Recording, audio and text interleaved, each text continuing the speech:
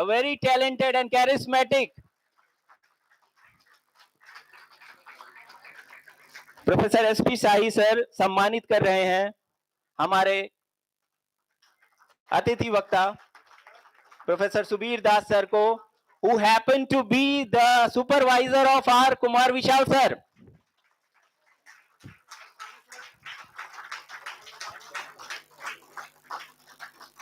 And now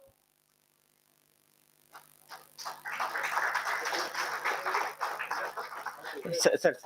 Now I would like to call Professor Jagdish Chand Bansal from South Asian University, who is also president of Soft Computing Research Society, who is sponsoring our conference.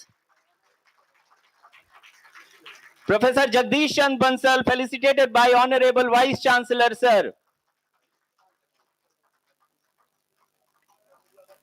अंग वस्त्र देते हुए और अब स्मृति चिन्ह देते हुए और अब पुष्पगुच्छ देते हुए प्रोफेसर जगदीश चंद बंसल, इन सब को आप सुनने वाले हैं इन 2 दिनों के क्रम में. और sir please sir, one more. Now I would like to call who is sitting behind, I don't know why, Dr. Jay Prakash from BHU, Varanasi. He is our invited speaker.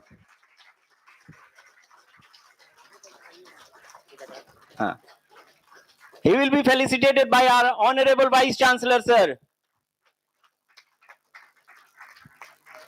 He is Associate Professor in Department of Mathematics of Banaras Hindu University, Varanasi.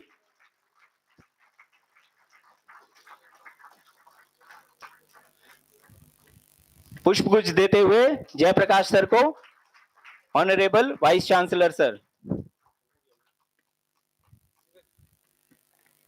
धन्यवाद sir. कार्यक्रम को आगे बढ़ाते हुए अब मैं मंच पर आमंत्रित करता हूं गणित विभाग के विभागाध्यक्ष और convener RTMCS 2025 doctor Sunil Suman sir to deliver his welcome address. Please sir, podium पे. सर आप वहीं दे सकते हैं, आप यहाँ. अच्छा सर, यहां कंफर्टेबल हैं. एक बार जोरदार तालियां बजाइए.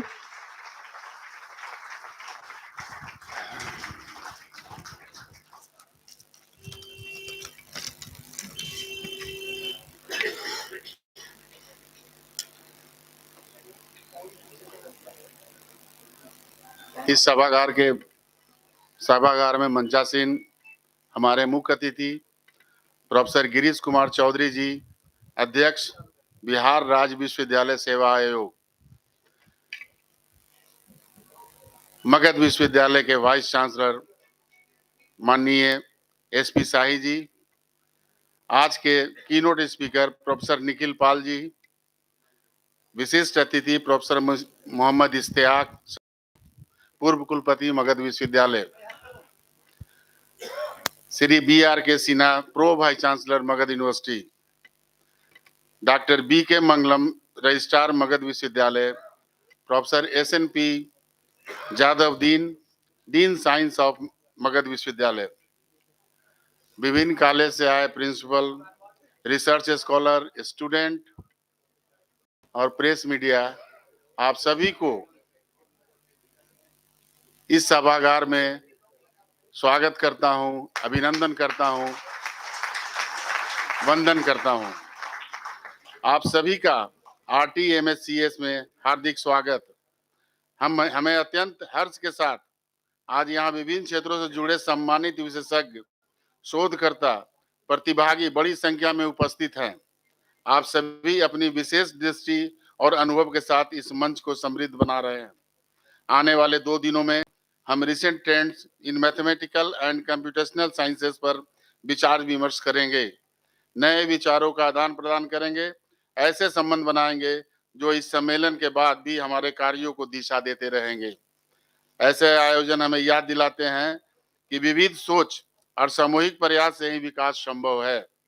हमारे वक्ताओं और पैनलों के विशेषज्ञों के प्रति मैं हृदय से धन्यवाद करता हूं, जिन्होंने अपना ज्ञान अनुभव हमारे साथ साझा करने के लिए समय निकाला है.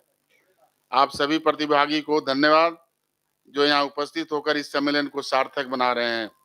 मैं इस अवसर पर हमारे आयोजक सहयोगी संस्थानों परियोजकों को विशेष धन्यवाद करता हूं, जिनके परिश्रम और सहयोग से आयोजन संभव हो पाया है।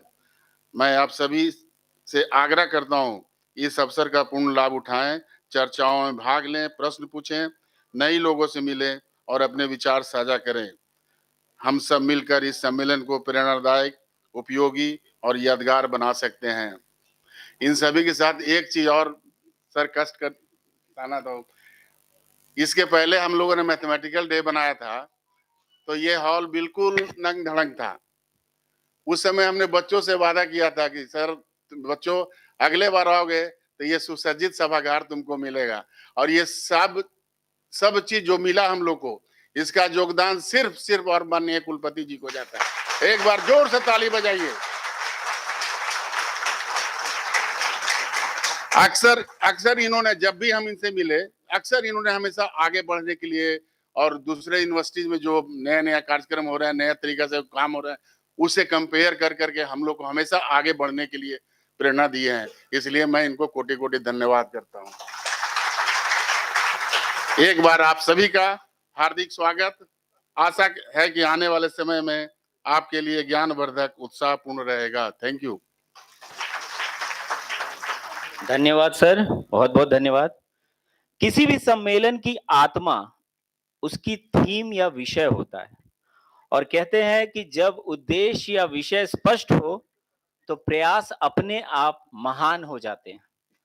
Taking the program ahead, I would like to invite Dr. Kumar Vishal, organizing secretary and backbone of our conference as well as department, to come to the podium and share his valuable insight on the theme of this conference. Dr. Kumar Vishal, sir.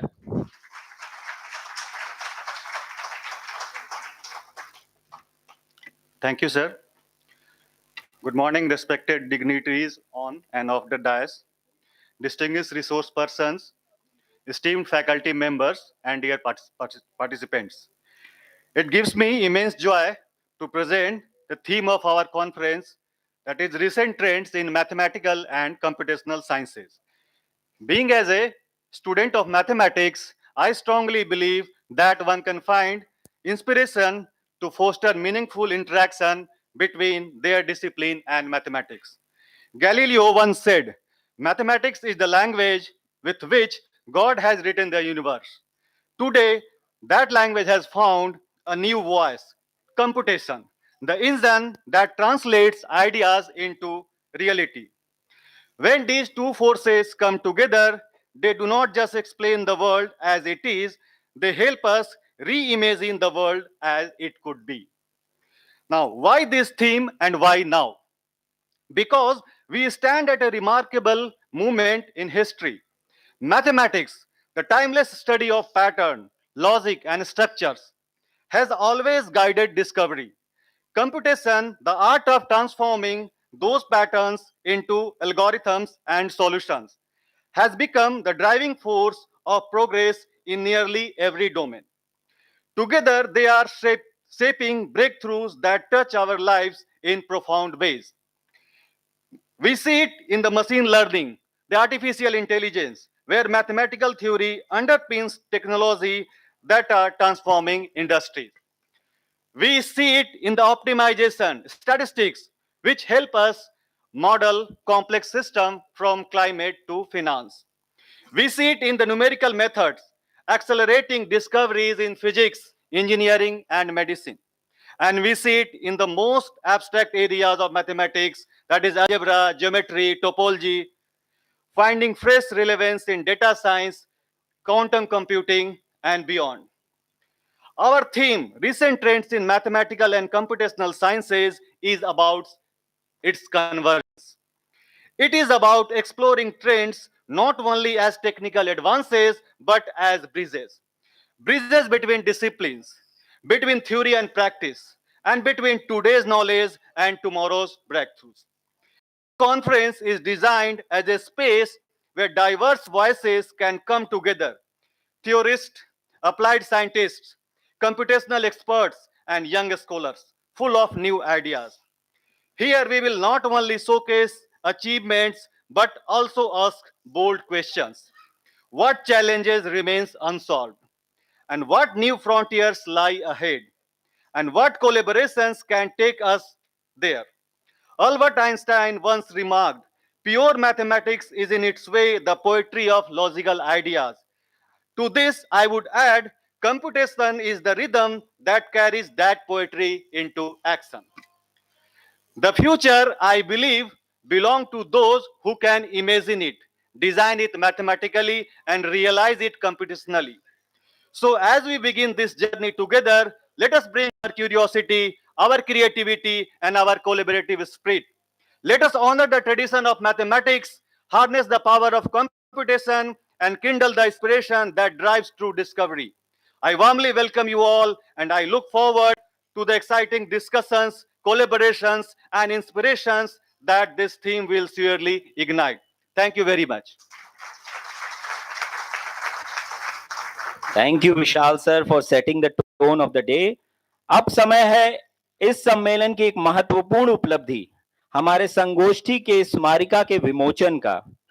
I request all the dignitaries present on the dais to join in the release of the souvenir of RTMCS 2025. Give a huge round of applause. Thank you.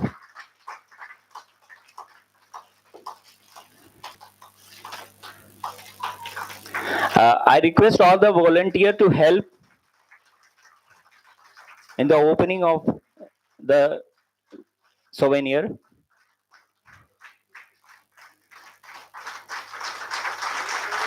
This is our souvenir.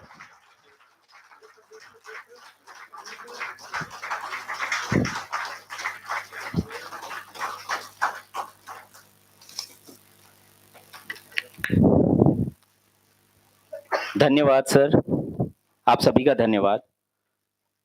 अब मैं आदरणीय प्रति कुलपति महोदय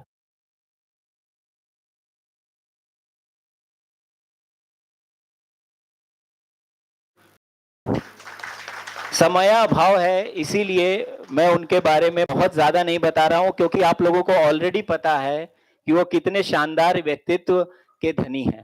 please sir.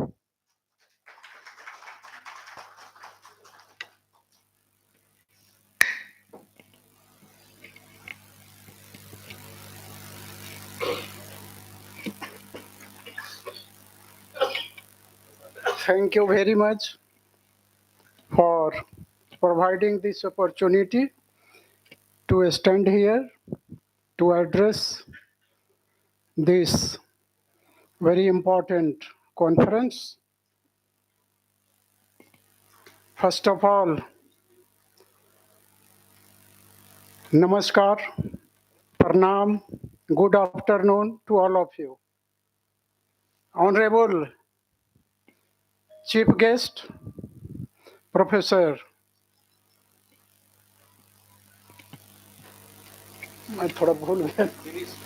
Professor Girish Kumar Chaudhary Sahab, the Chairman of the Bihar State University Service Commission, Professor Muhammad Ishtiaq Sahab, the former Vice Chancellor of Magad University, and our very energetic, very handsome, and very smiling face, our young and futuristic, with futuristic view, the Honorable Vice Chancellor of Magad University. And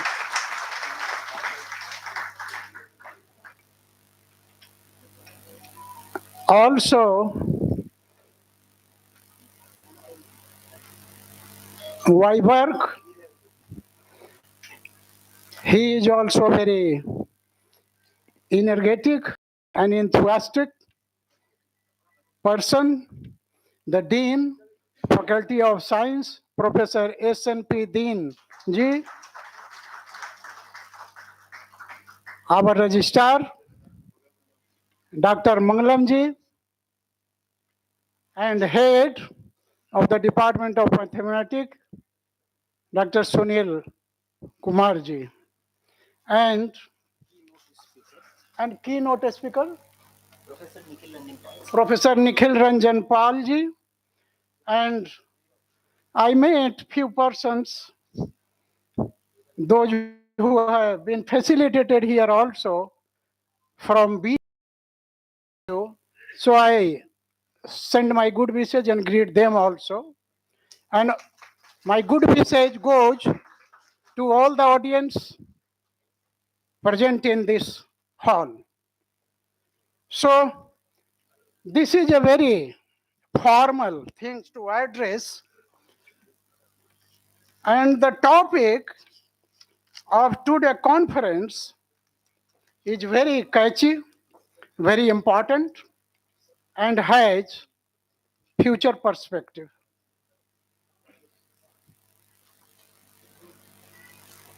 The topic is recent trends in mathematical and computational sciences.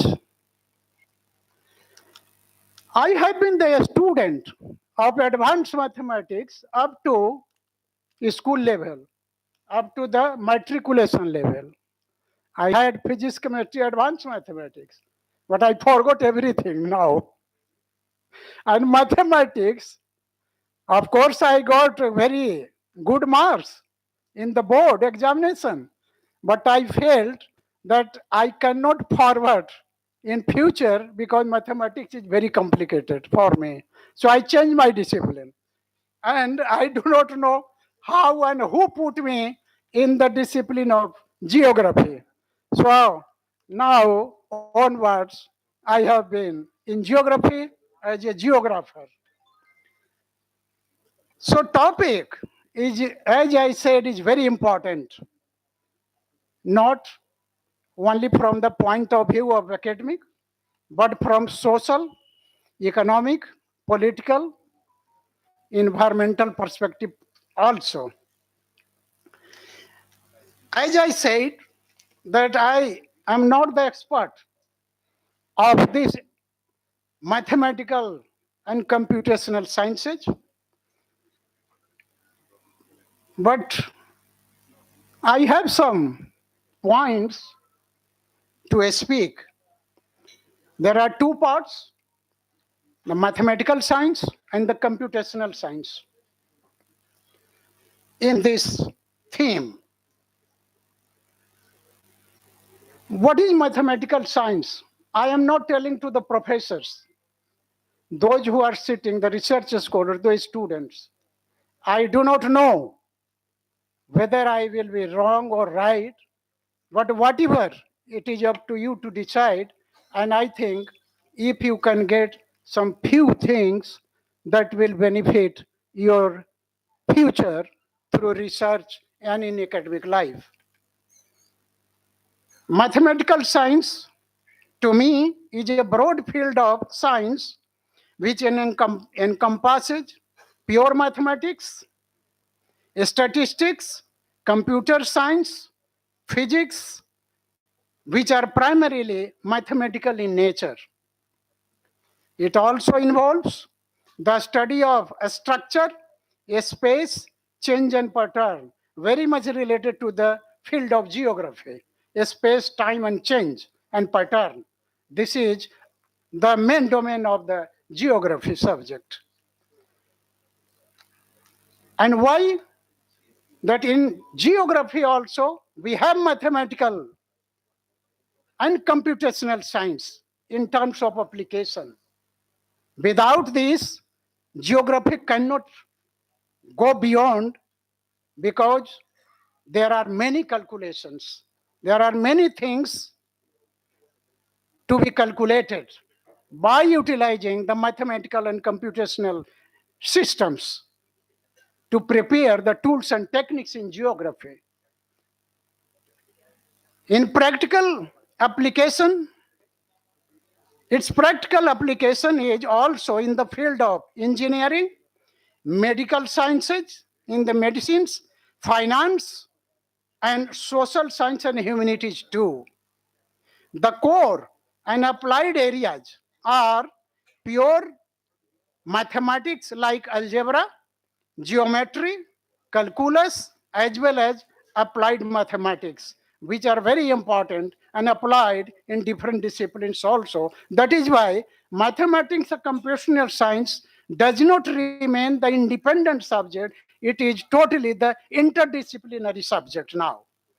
The second part is the computational science is an interdisciplinary field that was computational towards to understand and solve complex problems in science, engineering, physics, chemistry, biology, finance, humanities, and social sciences. Applications in terms of application of computational science. As I said, in geography also. However, geography is always everywhere in science. And somewhere it is in social science also. It is used in handling large data for preparing modeling, simulations to see how they behave over time.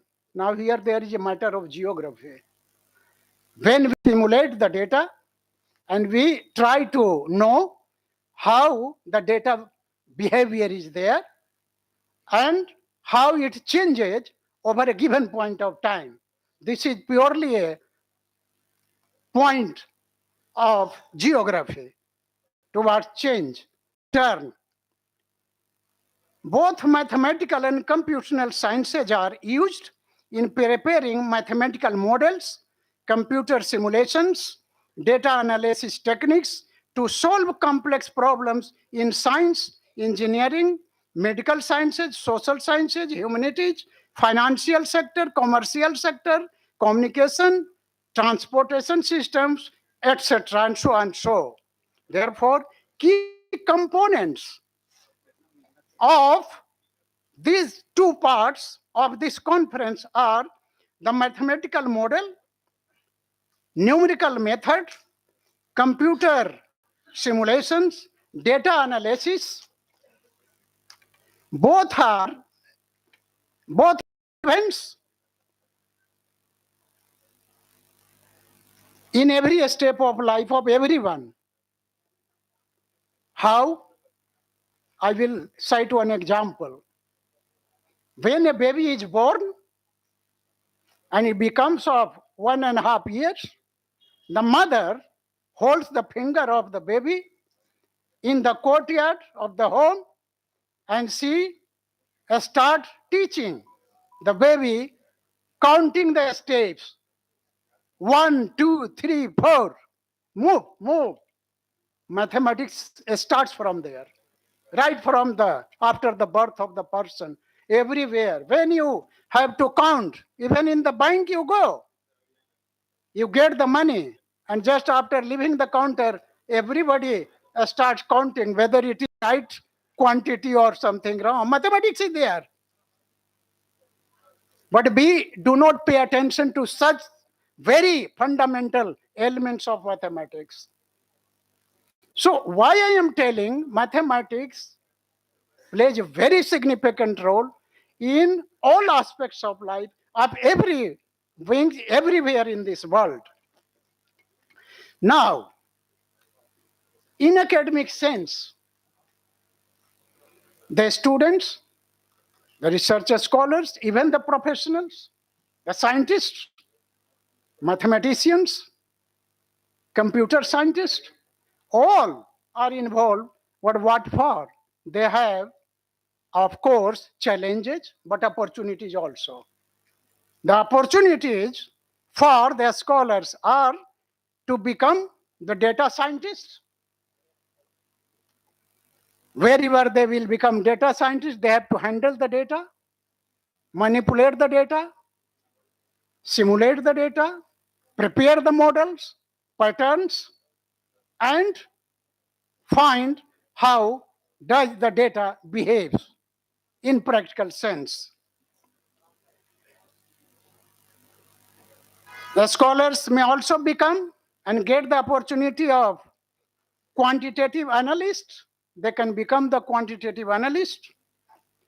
They can also become the software developers everywhere, even the architect, I think there is no place where we find the everywhere mathematical equation, calculation, and the principle is applied.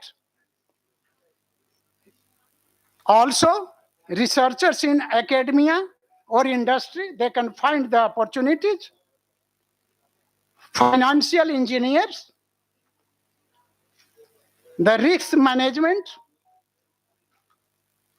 So everywhere there is need of the calculation, that is computational science. That is why it has a very wide scope for everyone, particularly those who are in mathematics and computational sciences. As we heard few minutes before about the AI, artificial intelligence. What is this? Even we have just inaugurated in our campus on 25th, on the day of the convocation, that there will be a center of AI in the Magad University, because it has very vast scope at present and for future also. What is that? Very simply, AI is a subfield of not mathematics. The branch of mathematics, that is the computer science. Computer scientists have developed the AI. तो रुकिए यार, चलो ना, आ रहे हैं, इतना हड़बड़ा जाते हैं तो आ रहा हूं, एक दो मिनट रुकिए. AI is the subfield of computer science that uses algorithm to enable machines to learn and perform human-like tasks or activities. This is the AI in very short few words only. Everybody can understand what is AI. हम लोग सोचते हैं तो लगता है AI, ये बहुत कुछ ऐसा नहीं है कि कोई नई चीज है, लगता है कि बहुत कॉम्प्लेक्स चीज है. This is very simple.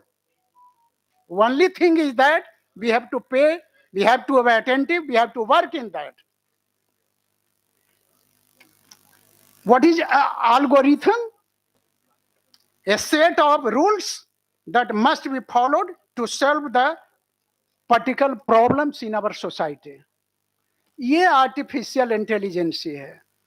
लेकिन अब मैं खत्म करूंगा. आर्टिफिशियल इंटेलिजेंस बहुत ही महत्वपूर्ण है आज के जमाने में. और किसी ने कहा कि कोलकाता से ISI के आए हुए हैं, शायद उन्होंने वहां डेवलप किया, और इसके पहले और भी कहीं डेवलप हुआ होगा, मैं नहीं उतना जानता, लेकिन इंपॉर्टेंट तो है जरूर. बहुत इंपॉर्टेंट सब्जेक्ट है, इसका यूज भी है, but we have to be very careful also. There is side effect of that also. जैसे हम लोग मेडिसिन एलोपैथिक लेते हैं, रोग तो ठीक कर देता है, बाद भी बताता है. तो AI का एक एग्जाम्पल देता हूं. मैं टीवी चैनल पर न्यूज 24 पर सुनता हूं शाम में. उस पर अनुराधा सहाय जो हैं, जिनका चैनल शायद मैं नहीं जानता, उन्होंने कहा अपने संबोधन में कि AI रियली बहुत इंपॉर्टेंट है. लेकिन उन्होंने एक प्रेजेंटेशन दिया जिसमें कोई सेलिब्रिटी हैं और वो कह रहे हैं कि मैडम, मैं तो सूट सलवार में था, लेकिन AI के थ्रू हमको साड़ी पहना दिया. तो अनुराधा प्रसाद कहती हैं, यही कमाल है AI का कि साड़ी पहना भी सकती हैं और उसका उल्टा भी हो सकता है. तो we have to be very careful with the AI rules and regulations, but we have to be attentive. We have to utilize the actual things for the benefits of the society towards development of our nation. Thank you very much. बहुत बहुत धन्यवाद sir. Now it is my privilege to invite Professor SP Sahi sir, the esteemed Vice Chancellor of MU Bodh Gaya, a distinguished academician, visionary administrator, a dedicated institutional builder. Professor Shashi Pratap Sahi has been at the forefront of advancing higher education in Bihar.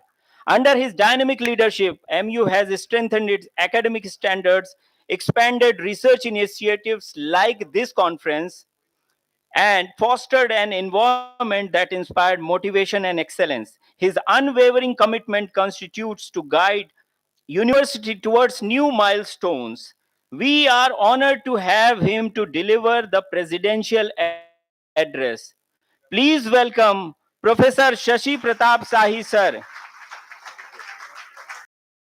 नहीं होता, किसी को सुन लेना इतना आसान नहीं होता, सुनकर हर एक को अपनाना पड़ता है मित्रों।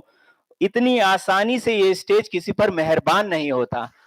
Professor Shashi Pratap Shahi sir. एक अनाउंसमेंट है कि अभी जो कॉन्फ्रेंस चल रहा है इसको हम लोगों ने लाइव कर दिया है और लिंक शेयर किया है, आप अपने लोगों के बीच में शेयर करें।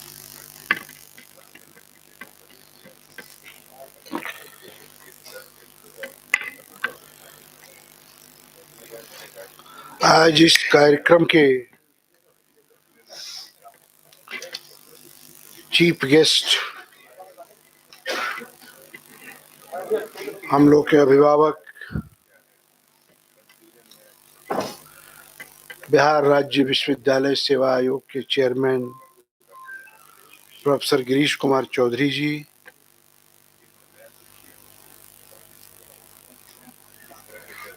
इस विश्वविद्यालय के पूर्व कुलपति और मेरे अभिभावक प्रोफेसर इश्तियाक साहब, डैश पर बैठे हुए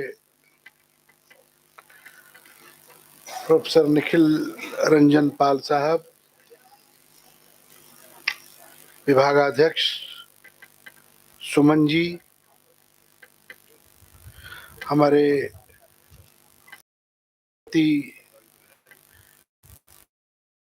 बीआर के डीन साइंस SNP दीन, सामने बैठे हुए Subir Das ji IIT BHU, JC Bansal south Asian university नई दिल्ली, जयप्रकाश जी BHU वाराणसी, केसरी जी, FO साहब, हमारे पुराने मित्र शमसुल इस्लाम साहब, प्रजापति जी, पाटलिपुत्र यूनिवर्सिटी से आए हुए हमारे मित्र कृष्णनंदन बाबू, तमाम उपस्थित शिक्षक, शोधार्थी, बाहर से आए हुए पार्टिसिपेंट्स, मीडिया के बंधु,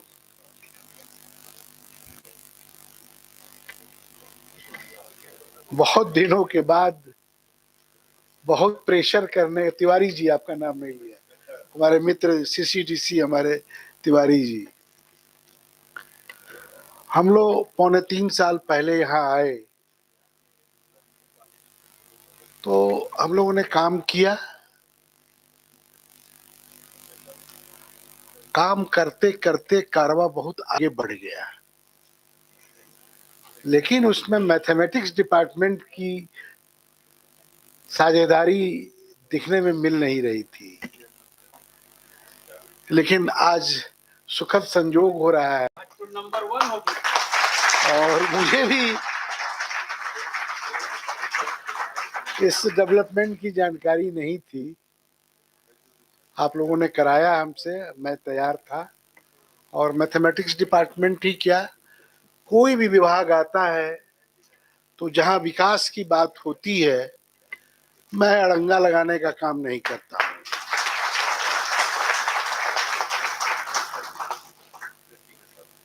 बाहर से स्कॉलर्स आए हैं, बहुत बात नहीं कहना चाहते हैं।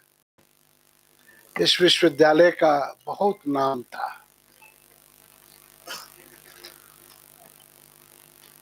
बिहार के यूनिवर्सिटीज के इतिहास में बैक में जब जाइएगा तो पटना यूनिवर्सिटी का जो महत्व था उसकी बराबरी में किसी का महत्व नहीं था, लेकिन 7वें दशक 8वें दशक में पटना यूनिवर्सिटी को चुनौती देने का काम जब डायरेक्ट एसोसिएट प्रोफेसर और प्रोफेसर में बाहर से नियुक्तियां हुई, डायरेक्ट हुई, तो पूरे देश से स्कॉलर टीचर आए यहां पर, तो मगध विश्वविद्यालय की गिनती एकेडमिक एक्सेलेंस में पटना यूनिवर्सिटी के लेवल पर मानी जाने लगी। लेकिन दुर्भाग्य रहा विश्वविद्यालय का, सिर्फ पाटली पे मगध का दुर्भाग्य नहीं रहा, बिहार के विश्वविद्यालयों का दुर्भाग्य रहा कि वो दौर शुरू हुआ जहां शिक्षकों का सम्मान खत्म हो गया था। लाठी और गोली और चाकू के बल पर परीक्षाएं ली और दी जाती थी। मैं उस दौर को खत्म करने के लिए माननीय मुख्यमंत्री जी को धन्यवाद देता हूं कि उस दौर को उन्होंने खत्म किया।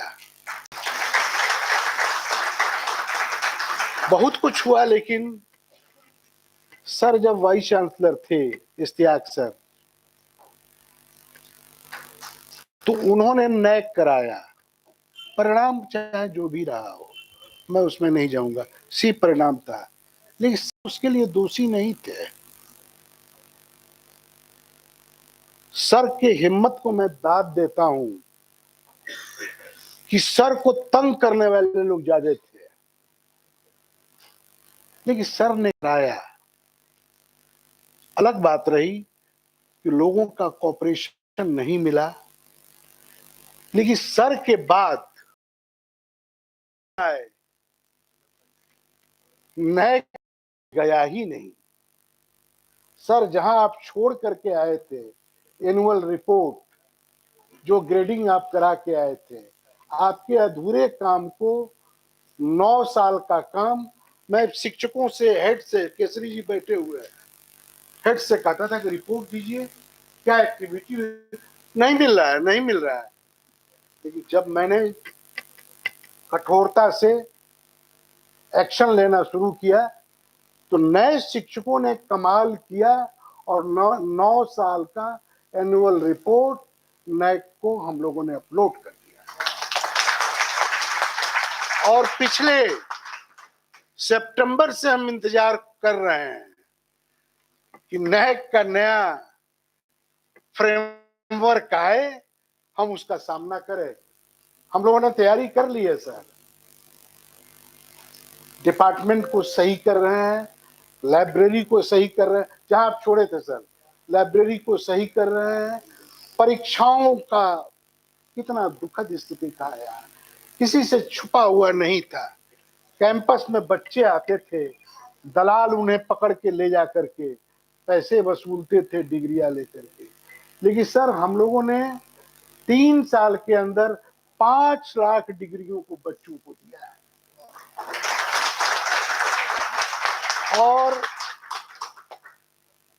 जहां आप छोड़े 5 साल से, 5 सेशन से परीक्षाएं लेट थी, हम लोगों ने रेगुलर कर दिया सर, हम लोगों ने परीक्षाओं को रेगुलर कर दिया। यहाँ इस तरह के कार्यक्रम के लिए कुलपति से पैसे नहीं मिलते थे इस तरह का, लेकिन मैंने कहा कि यूनिवर्सिटीज में अगर एकेडमिक डेलिब्रेशन नहीं होगा तो कहां होगा। इसलिए मैंने सब विभाग की जिम्मेदारी तय की कि आपको इतना करना होगा, नहीं करिएगा तो कार्रवाई करूंगा।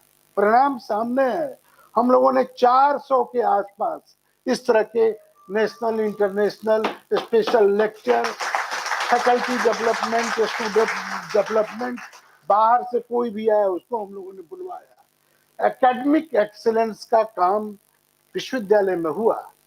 और सर गर्व के साथ हम कहते हैं, किसी घोटाले में विश्वविद्यालय का नाम नहीं है, किसी घोटाले में मुंह में कालिक नहीं लगने दिया हम लोगों ने। तो इसका श्रेय हमारे तमाम शिक्षकों को जाता है और मुझे कहने में कोई दिक्कत नहीं है, मैं ज्यादा उसका श्रेय अपने यंगस्टर को देता हूं। मुझे उन पर गर्व है कि वो काम करते हैं, रात रात भर काम करते हैं। नैक का सर आपके साथ आप गए, नैक के ऑफिस को दफन कर दिया गया, खुलता नहीं था, दूसरे की मर्जी से ऑफिस खुलता। मैंने इंडिपेंडेंट ऑफिस बनाया, IQAC का ऑफिस है, लोग काम करेंगे, कोई रोक नहीं है, सारी सुविधाएं हैं। Main speaker of the function, Nikhil Babu, Mangalam ji, and over and above, the very distinguished, dynamic, and a person who has some imagination in his brain and wants to bring his idea on the surface of the earth, that is none other than Professor Shashi Kumar Shahi ji, the Vice Chancellor of Magad University. I am proud of him that after a long gap which I left, he was very humbly and very courageously completed many of the works as he has already mentioned before you. See, the things are always increasing day by day. He has already mentioned that there are people who are having the negative thinking. But you remember that सत्य में जयते, अगर सच्चाई दिल में हो, अगर दृढ़ता हो, तो everything is possible. And this is what our Honorable Vice Chancellor has proved it, that when there is a determination, everything can be done very easily. I congratulate you, Mr. Professor Shashi Kumar ji. But you see, a person cannot change the entire system. For a change, one has to have many persons with him also. And for that, I congratulate, or rather I am thankful to Chaudhary ji that he has given a very good hands to the University of Magad, especially the Vice Chancellor, so that the things are being changing and gradually changing, and I believe that it will be changed.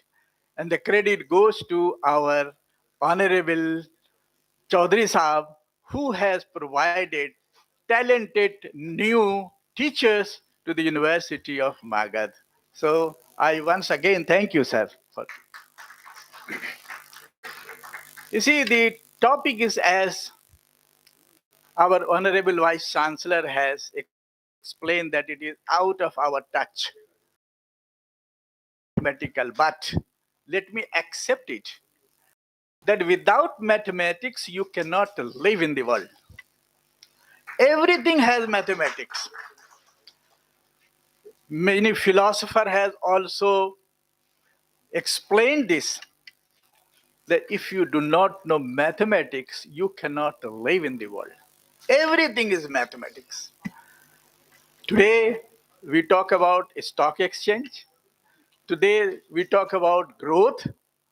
Today, we talk about development. Today, we talk about the disparity between region and between higher class and lower class. In everything, there is a mathematics. How will you calculate all these things? Without mathematical knowledge, it is impossible to talk all these things. Today, we are in the world where the surgery is being taken by, वो क्या कौन सा technique है? That is called robotic technique. That is also mathematical everything. So like from medicine to literature to social science to science, without mathematical background or without mathematical knowledge, it is difficult to carry out all those issues. I therefore request all the parents that they should always put their children in a school where mathematics is taught and preliminary mathematical knowledge must be given to the coming generation, because nowadays the AI is coming. We have to be very conversant with those techniques, and without mathematics, it will be difficult under proper understanding of the AI also. I hope that the seminar will be successful. I have seen the, uh, your magazine, which you have just we have released. Almost 140 papers are being, presented, will be presented here.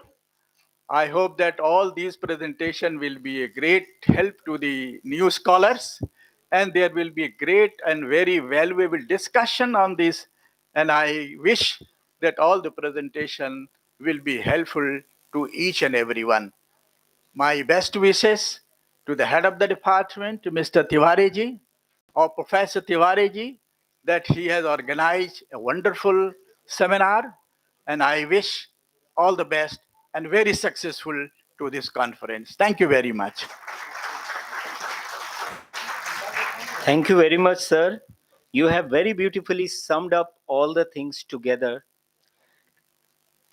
It is again my privilege to call upon the podium Chief Guest, Professor Girish Kumar Chaudhary, sir, Chairman of Bihar State University Service Commission and a distinguished professor of electrical engineering at NIT Patna, a gold medalist and university topper.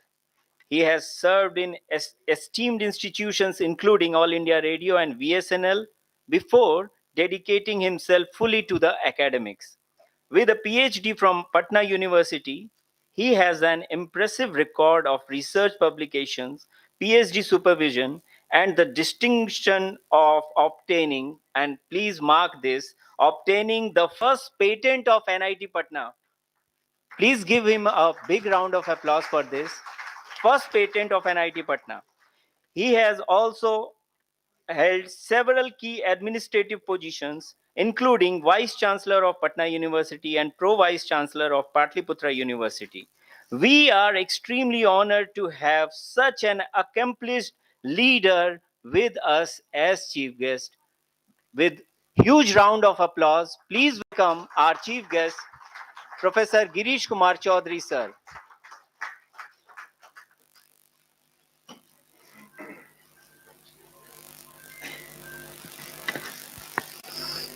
Thank you. So आज के इस conference में उपस्थित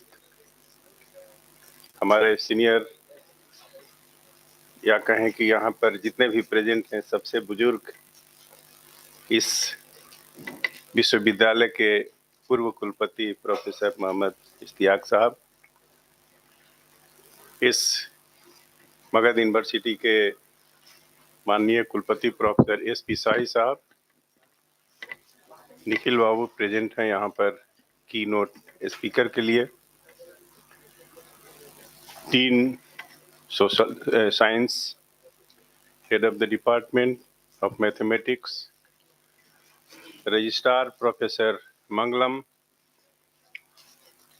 and other distinguished persons present on the dais, deans of different departments of Magad University, principals of different colleges of Magad University, professors of Magad universities and other universities, also colleges हैं Pataliputra university के।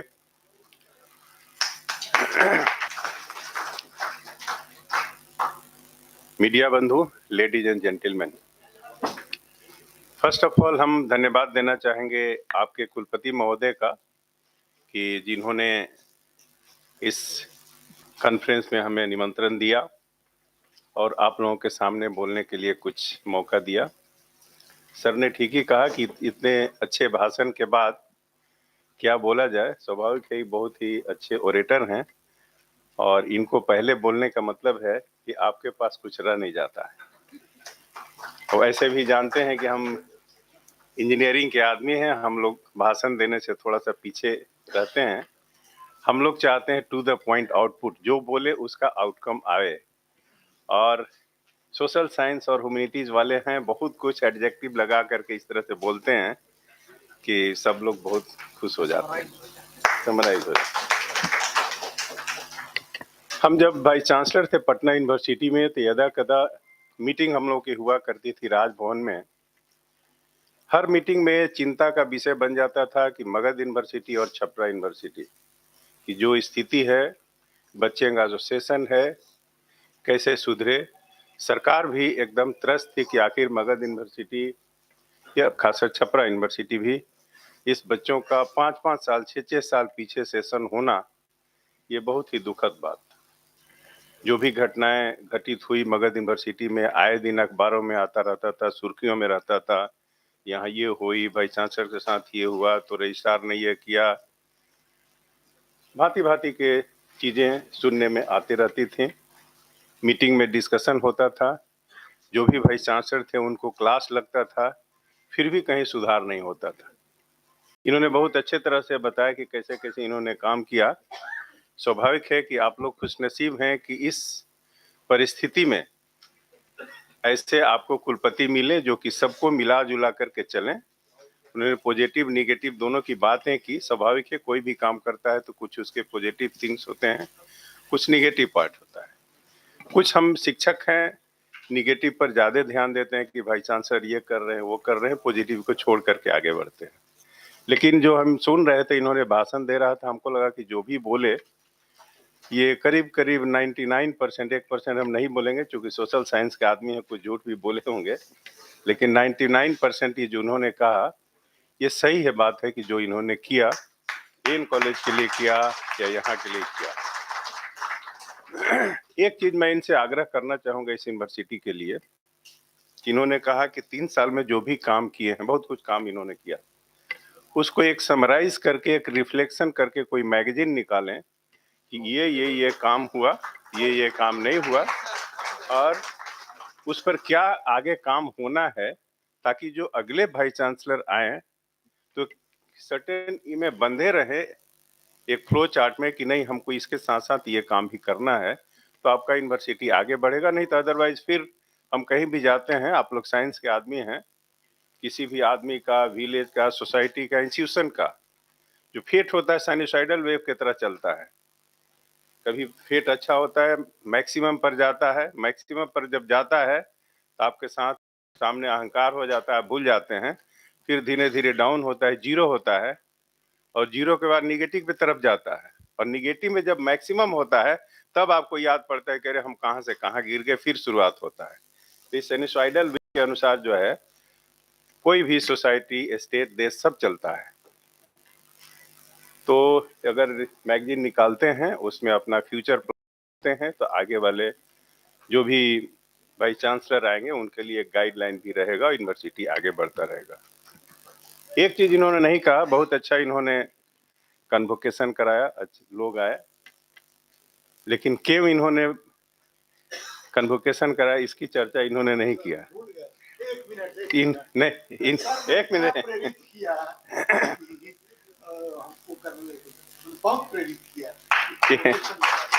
इनको हम और प्रेरित किया कि कौन करा लीजिए। Thank you. तो जब पिछले बार हम आए थे, हमने बोला कि सब यूनिवर्सिटी का कन्वोकेशन हो रहा है, मगध यूनिवर्सिटी का कहीं चर्चा तक नहीं है। आप केवल ऑफिस आना जाना, कुछ कॉन्फ्रेंस करा लेना ही नहीं, बच्चों को डिग्री एक मिलती है कन्वोकेशन में, तो थोड़ा सा एक प्राउड फील होता है। आप कन्वोकेशन कराएं, क्या दिक्कत है इसमें। तब से बहुत बार बोला, तो इन्होंने कन्वोकेशन का काम शुरू किया और अच्छे तरह से इन्होंने ऑर्गेनाइज किया, जिसका कि हम लोगों को पता था, हमको भी उसमें आना था, लेकिन कुछ फैमिली फंक्शन था जिसके चलते हम उस दिन नहीं आ सके। तो इनको मैं बहुत बहुत धन्यवाद देता हूं कि जो उन्होंने एक यूनिवर्सिटी के लिए इस तरह का पॉजिटिव डायरेक्शन में काम किया। आज जो कॉन्फ्रेंस है आपका मैथमेटिक्स का, स्वाभाविक है कि इसमें बहुत सारे रिसर्च स्कॉलर हैं, मैं उनके लिए कुछ बोलना चाहूँगा। बीइंग ए चेयरमैन, जो हमने फील किया, बहुत सारे हो सकता है इसमें सिलेक्शन भी हमारे कमीशन से हुए होंगे, उसके भी सिलेक्टेड कुछ न्यूली टीचर्स भी होंगे, तो फील भी किए होंगे इंटरव्यू में। अभी हम इश्तियाक साहब से बातें भी कर रहा था। जो भी हमारे यहाँ पर रिसर्च स्कॉलर हैं और उसके गाइड भी प्रेजेंट होंगे जरूर। मैं सब जब भी जहाँ जा रहा हूँ किस कॉन्फ्रेंस में, इस बात को मैं जरूर रखता हूँ, जो कि आपके कुलपति महोदय जानते हैं, कि हम जो सुपरवाइज करते हैं पीएचडी को, कंप्लीटली हम लोग छोड़ देते हैं रिसर्च स्कॉलर पर। जाओ अपने काम करो, जो भी लिख के आओ, जो भी करना है लिखो, हम केवल दस्तखत कर देंगे। This is not duty of supervisor. मैं बोल रहा हूँ इसलिए कि हम लोग जो अभी इंटरव्यू साक्षात्कार के लिए बुलाते हैं, उसमें एक ही एक्सपर्ट बिहार का होता है और बाकी सारे एक्सपर्ट डिफरेंट स्टेट्स के होते हैं। बहुत शर्मिंदगी महसूस होती है बच्चों से जब पूछा जाता है कि आपका टॉपिक क्या है, टॉपिक बताते हैं, केवल हमको ये बता दीजिए कि आप जिस टॉपिक पर काम किया, क्या इस पर दूसरा कोई उस दिन काम तो नहीं कर लिया था, ये जानने की कोशिश की। 99% यही कहते हैं कि नहीं सर, इस पर कोई नहीं किया। कैसे जाने? तो गाइड ने कहा। ये आपने जानने की कोशिश नहीं की। कारण क्या है कि जैसे डिपार्टमेंटल काउंसिल आपको स्टूडेंट देता है, आप उसको टॉपिक दे देते हैं, सिनॉप्सिस लिख देते हैं। पहले उसको ये नहीं कहते हैं कि जिस फील्ड में तुमको काम करना है, उसमें जो भी रिसर्च हुए हैं, आप उसके लिटरेचर रिव्यू ऑफ लिटरेचर में जाएं, साहित्य सर्वेक्षण करें, पढ़ें कि इसमें कौन कौन क्या किया है। एक्स ने कुछ काम किया, वाई को लगा कि उसमें कुछ कमी है, उस कमी को दूर करने के लिए वाई ने काम किया। फिर जेड रिसर्च करने गया, उसको लगा कि नहीं, वाई में तो काम किया लेकिन ये कमी है, इस चीज को उसने काम किया। लाइक दैट आप रिसर्च, जो लिटरेचर रिसर्च सर्वे है, आप करते करते अपना प्रॉब्लम ढूंढना है कि फाइनली उसने ये किया, इसमें अभी एक कमी है जिसको हम बोलते हैं रिसर्च गैप। ये इतना छोटा सा सुपरवाइजर लोग नहीं देते हैं, 1 महीना भी समय नहीं देते हैं, जबकि हम लोग इंजीनियरिंग में 1-1 साल तक लिटरेचर सर्वे ही करते रह जाते हैं रिसर्च गैप ढूंढने में कि क्या बचा है, किस पर हम रिसर्च करें, कराएं। तो जो भी यहाँ सुपरवाइजर है, उनसे मेरा आग्रह है, मदद करें। मैं ये नहीं कहूँगा कि बैक में नहीं जाऊँगा कि इस तरह के पीएचडी हमारे यहाँ हो रहे हैं, लेकिन आपकी कुछ ड्यूटी जरूर बनती है कि आपके पास जो रिसर्च स्कॉलर आया, चाहे कमजोर हो या बहुत तेज हो, उसको कम से कम रिव्यू ऑफ लिटरेचर में जरूर भेजें, लाइब्रेरी जरूर भेजें। हम लोग जाते थे पीएचडी करने के लिए, कभी आईआईटी दिल्ली में लाइब्रेरी में खोजते जा रहे हैं, लगा मेरे फील्ड का कुछ मिला। आज के दिन में आपके पास सब कुछ अवेलेबल है। आप नेट पर जाइए, गूगल पर जाइए, आपके फील्ड के सारे पेपर मिल जाएंगे। लाइब्रेरी जाइए तो उसको बोलिए कि पढ़ के आओ, इसमें पढ़ो, उसमें क्या कमी है, इसको क्या कमी है। और फाइनली ठीक है, आपको पता है कि इसमें ये कमी है, लेकिन उसको पहले ढूंढने के लिए कुछ दिन तो टाइम दीजिए।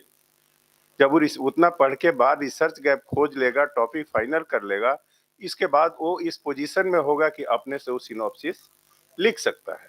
और जो कैंडिडेट अपने से सिनॉप्सिस लिख लिया, पीएचडी कर लेगा, वो कहीं भी आपका नाम नीचा नहीं होने देगा किसी इंटरव्यू में कि आप कैसे किए, कैसे जाने।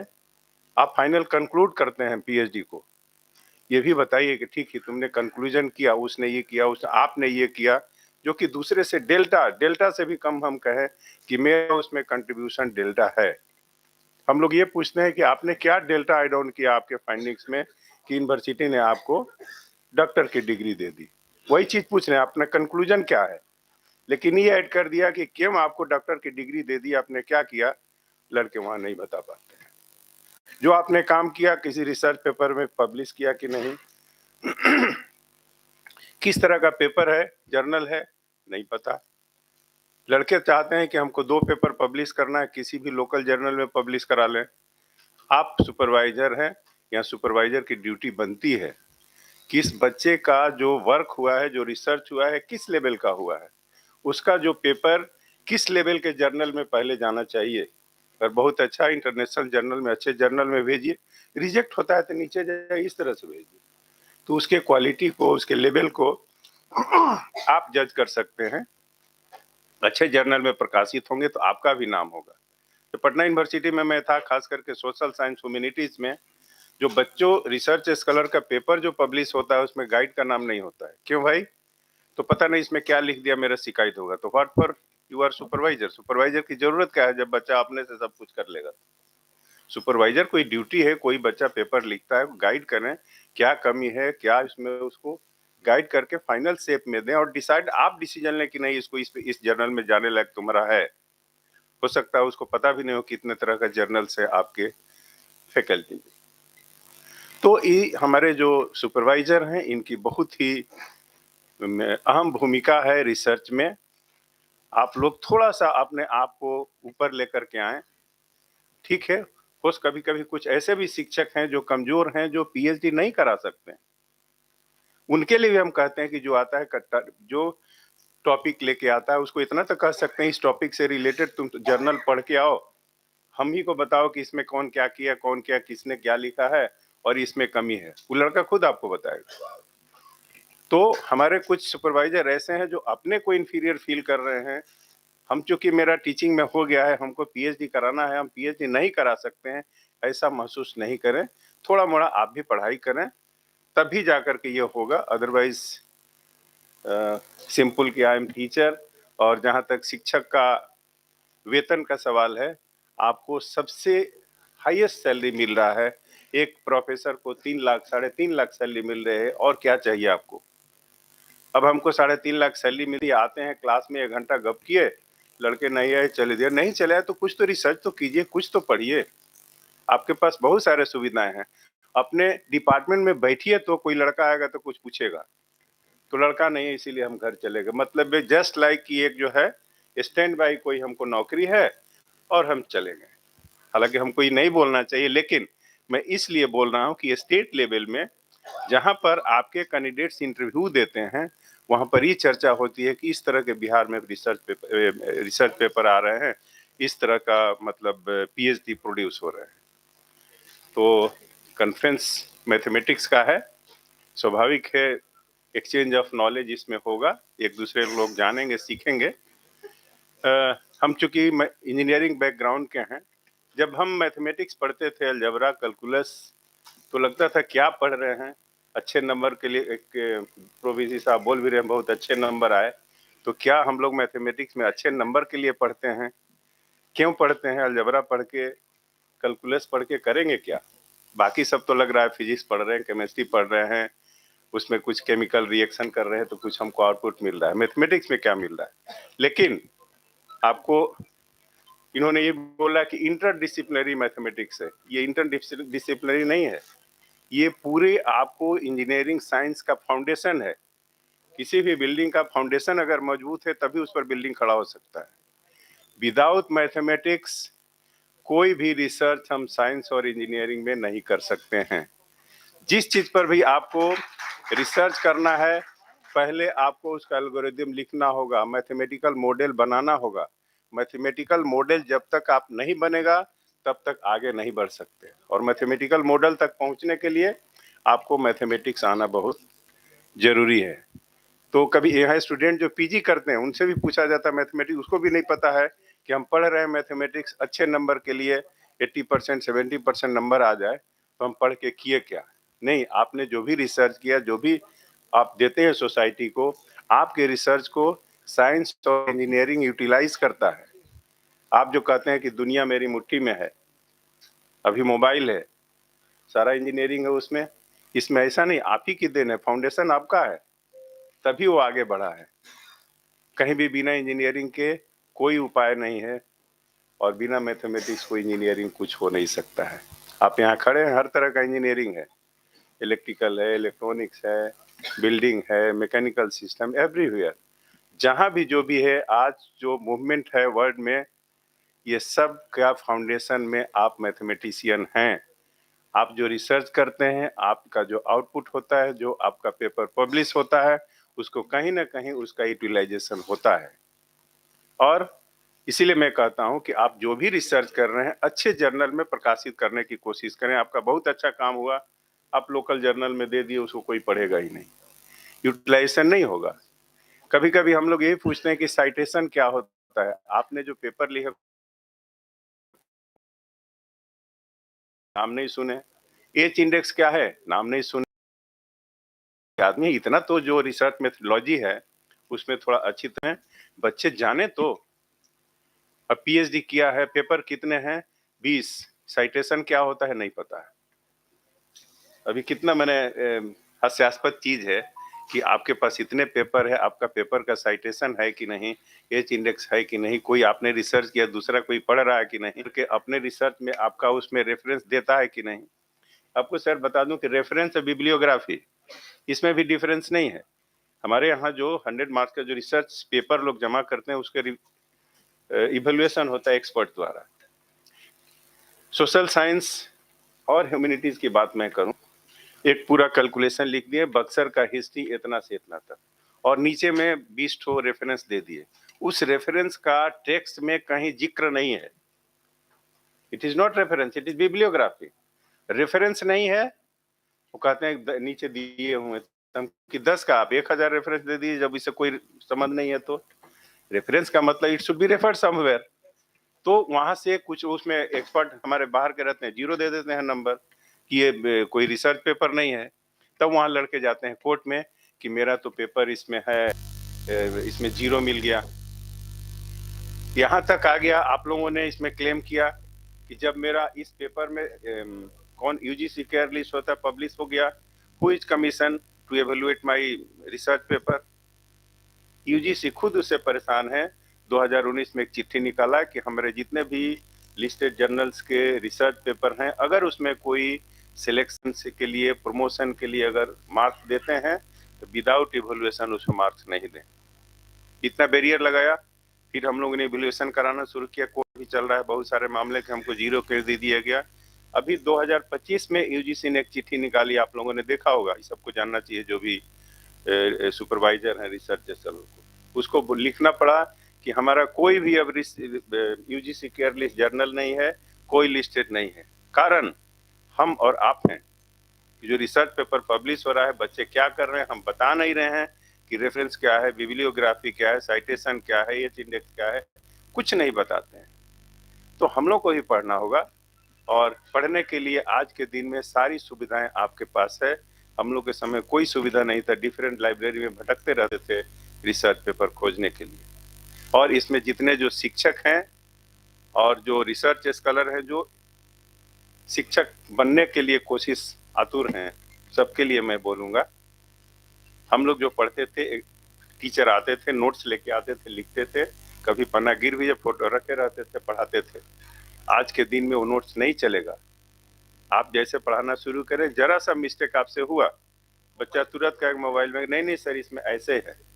तो आपको बहुत मेहनत करना होगा आज के दिन में शिक्षक बनने के लिए।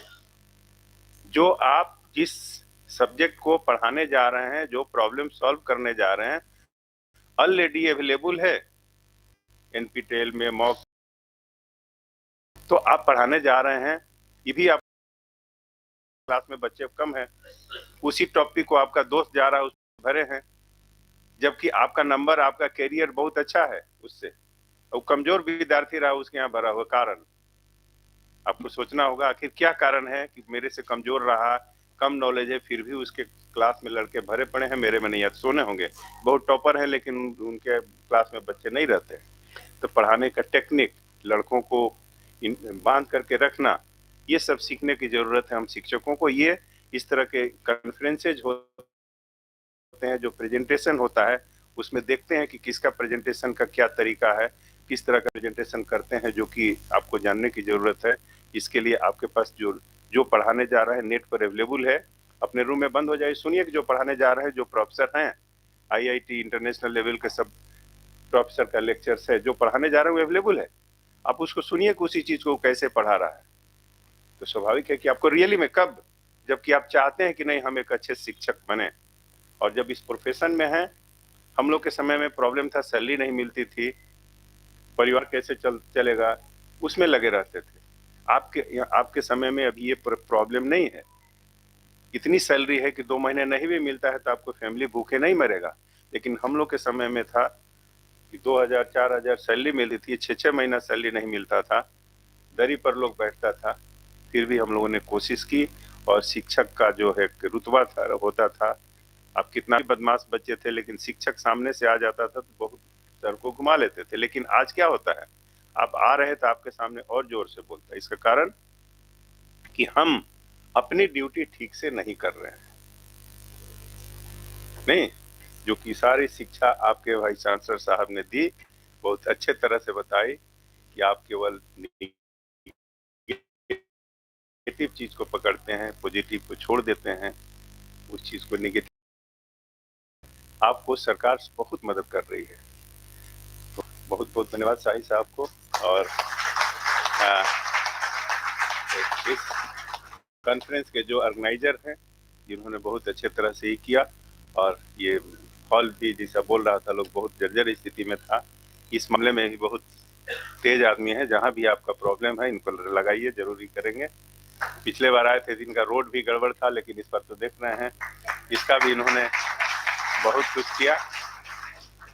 लेकिन एक मेरा पुनः फिर आग्रह होगा कि आप रिफ्लेक्शन जरूर निकालें, ताकि आगे वाले के लिए एक फ्लो चार्ट रहे कि हमको कैसे यूनिवर्सिटी को आगे ले जाना है। बहुत बहुत धन्यवाद।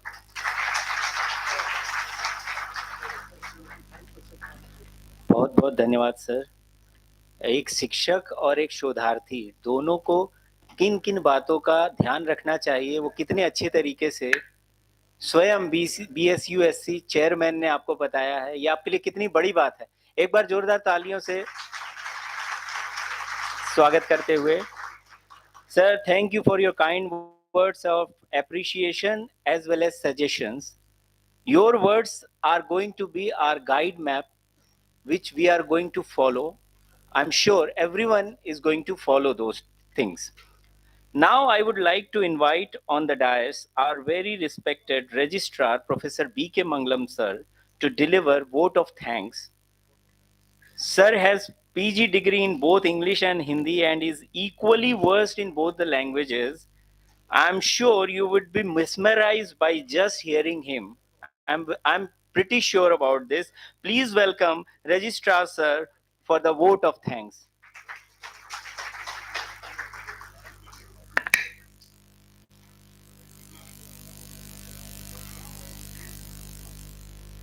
आज के इस कार्यक्रम के मुख्य अतिथि बिहार विश्वविद्यालय सेवा आयोग के बड़े ही उत्कृष्ट विद्वान शिक्षक, professor, administrator, vice chancellor professor Girish Kumar Chaudhary ji, इस विश्वविद्यालय के पूर्व कुलपति जो बहुत ही शानदार ढंग से अपने टेन्योर को पूरा किए थे, प्रोफेसर इश्तियाक अहमद जी, अभी वर्तमान में जो कुलपति हैं, उनके बारे में मैं हमेशा एक ही बात कहता हूं कि he is a performer vice chancellor, the man who performs. तो performer vice chancellor professor SP Shahi ji, pro vice chancellor BRK Sinha ji, science dean Deen साहब, आज के कीनोट स्पीकर देने वाले निखिल पाल जी जो कलकत्ता से चल करके आए हैं, मैथ्स के HOD सुमन सर, तिवारी जी, और बहुत दूसरे विश्वविद्यालयों से आए हुए विद्वानगण, FO साहब, पाटलिपुत्र से कृष्णनंदन जी, और विभिन्न महाविद्यालयों से आए हुए प्राचार्यगण, शोधार्थीगण और मेरे प्यारे छात्रों। मेरे बारे में कहा गया कि मैं तो लिटरेचर का आदमी हूं, और आज का जो टॉपिक है रिसेंट ट्रेंड्स ऑफ मैथमेटिक्स, उसके बाद कंप्यूटेशनल साइंसेज है। मैं 4 आपको ऐसी बात बताऊंगा जो आपको बातें समझ में आ जाएंगी कि बहुत सारी ऐसी चीजें होती हैं दुनिया में जो गणित की दुनिया में तो होती है, लेकिन सिर्फ वो गणित की दुनिया में ही नहीं होती। जब आर्यभट्ट ने शून्य का आविष्कार किया, हमारे ही देश में दशमलव का भी आविष्कार हुआ। नहीं तो पूर्व और पश्चिम में वो गाना नहीं आता कि देता न दशमलव भारत ने तो चांद पर जाना मुश्किल था। ये शून्य का लिटरेचर में देखें कैसे प्रयोग है। This is a recent trends of mathematics. हमारे यहाँ एक बहुत बड़े कवि हुए बिहारी, जिनके बारे में अक्सर कहा जाता है कि देखन में छोटन लगे घाव करे। ये किसकी पंक्ति है? बिहारी की पंक्ति है। बिहारी ने उस शून्य का क्या प्रयोग किया है कि कहत समय बेंदी दिए, जीरो बिंदी, कि कहत समय बेंदी दिए आंक 10 गुनो होत। सब कहते हैं कि जिस अंक पर अगर हम वो बिंदी दे देते हैं तो उसका महत्व 10 गुना बढ़ जाता है। यानी 1 पर अगर शून्य दे देंगे तो 10 हो जाएगा, 2 पर शून्य दे देंगे तो 20 हो जाएगा, 10 गुना बढ़ जाएगा। लेकिन तिये ललार बेंदी दिए, तिये स्त्री को कहते हैं। अगर स्त्री के ललाट पर वो बिंदी दे दिया जाए तो अगणित बढ़त उदोत, कितना प्रकाश होगा इसकी कल्पना आप। This is the recent trends. It is not only confined to the mathematics. ये लिटरेचर में जीरो का क्या प्रयोग है। दशमलव आगे की पंक्ति में एक कवि कहता है, मैं देखता हूं आकाश गंगा में फैले हुए ये दशमलव और दशमलव की तरफ फैले हुए तारे, तो मेरे आदर्शवादी मन और मेरे सिद्धांतवादी मन अब तक क्या किया, जीवन क्या जिया। बताओ तो किसके किसके लिए दौड़ गए? करुणा के दृश्यों से हाय मुंह मोड़ गए, बन गए पत्थर, लिया बहुत बहुत और दिया बहुत कम कम, मर गया देश और जीवित रह गए तुम। लोकहित पिता को घर से निकाल दिया, जन रंजन करुणा सी मां को हकल दिया, बुद्धि का भाली फोड़ दिया। आदर्श खा गए, विवेक बघाड़ डाला, स्वार्थों के तेल में जम गए, जाम हुए फंस गए, अपने ही कीचड़ में धंस गए। तो मेरे आदर्शवादी मन, माननीय कुलपति ने क्या कहा कि विश्वविद्यालय किसी भी घोटाले में अभी नहीं फंसा है मेरे टेन्योर में। This is a very very important. Computer में 2 चीजें हैं खास करके जो मैथमेटिक्स है, आप लोग dy by dx और एक integration. This is the recent trends of mathematics. It is not only compartmentalised in mathematics. ठीक कहा चौधरी सर ने कि गणित ही वह नींव है जिस पर अन्य विषयों की इमारत खड़ी होती है। इंटरडिसिप्लिनरी नहीं, गणित तो वह आपके जीवन की नींव है जिस पर अन्य विषयों की इमारत खड़ी होती है। आपने कैलकुलस में इंटीग्रेशन पढ़ा, आपने डिफरेंशिएशन पढ़ा, dy by dx। तो हमारे यहां भी 2 शैली है, एक समास शैली और एक व्यास शैली। चीजों को जोड़ने को हम समास शैली कहते हैं और फिर माइक्रोस्कोपिक ढंग से चीजों को अलगा अलगा करके देखते हैं कि इसमें शैली क्या है, शिल्प क्या है, भाषा क्या है, भाव क्या है और भी बहुत सारी चीजें, तो उसको व्यास शैली कहते हैं। वही आपका डिफरेंशिएशन है, डिफरेंशिएट करते हैं। अगली बात त्रिभुज की है। आप मैथमेटिक्स में त्रिभुज की बात करते हैं, आपने कभी सोचा कि ये त्रिभुज क्या है?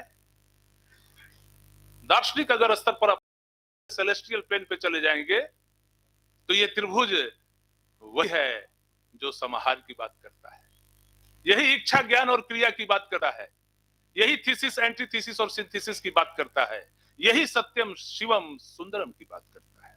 ये जो 3 कोण है ना, इसलिए कमानीकार ने लिखा, जयशंकर प्रसाद ने, इसी मैथमेटिक्स का सहारा लेकर के, कि जीवन की बिखरी हुई जो शक्तियां हैं उनको बिखरो मत। क्या माननीय कुलपति महोदय ने कहा कि जो निगेटिव सोचता है छोड़ो। थोड़े अच्छे स्तर पर पहुंच करके समझना होगा कि बिखरी हुई चीजों को क्या करना पड़ेगा। इंटीग्रेट करना पड़ेगा। हमारे जितने भी यंगस्टर्स हैं सबको इंटीग्रेट कर दिया। माननीय कुलपति ने इस विश्वविद्यालय को दौड़ा दिया। I am not boasting any vice chancellor, it is the reality, it is the fact of this day. मैं एक कुल सचिव करके 3.5 महीने से फाइल करके मैं ये कह सकता हूं कि this is my felt experience कि शक्ति के ये विद्युत कण जो व्यस्त विकल बिखरे हो नहीं पाए। आप देखिए इंटीग्रेशन की मैं बात कर रहा हूं। शक्ति के ये विद्युत कण आप क्या हैं? You are the fire brands of electricity. ये सब रिसर्च स्कॉलर ऐसे ही हैं थोड़े, ये सब कहीं ना कहीं इलेक्ट्रॉन है, शक्ति के विद्युत कण है, लेकिन बिखरे हुए निरुपाय है। तब क्या करना होगा? समन्वय इनका करे समस्त, इंटीग्रेशन विजयनी मानवता हो जाए। जिस दिन तुम अपनी बिखरी हुई शक्तियों को, जिस दिन तुम अपनी बिखरी हुई शक्तियों को समन्वित कर देते हो, तुम्हारे विजय की कहानी तो छोड़ दो, मानवता के विजय की कहानी लिखी जा सकती है। धन्यवाद। बहुत बहुत धन्यवाद सर। जैसा मैंने कहा था, you will be mesmerised by just hearing him, वैसा ही हुआ। Due to their prior commitments, our chief guest Professor Girish Kumar Chaudhary sir and Honorable Vice Chancellor sir will have to leave the dais. The rest of the dignitaries will remain with us. एक बार करतल ध्वनि से सभी गणमान्य अतिथियों का उनके बहुमूल्य समय के लिए अभिवादन कीजिए। बहुत बहुत धन्यवाद सर।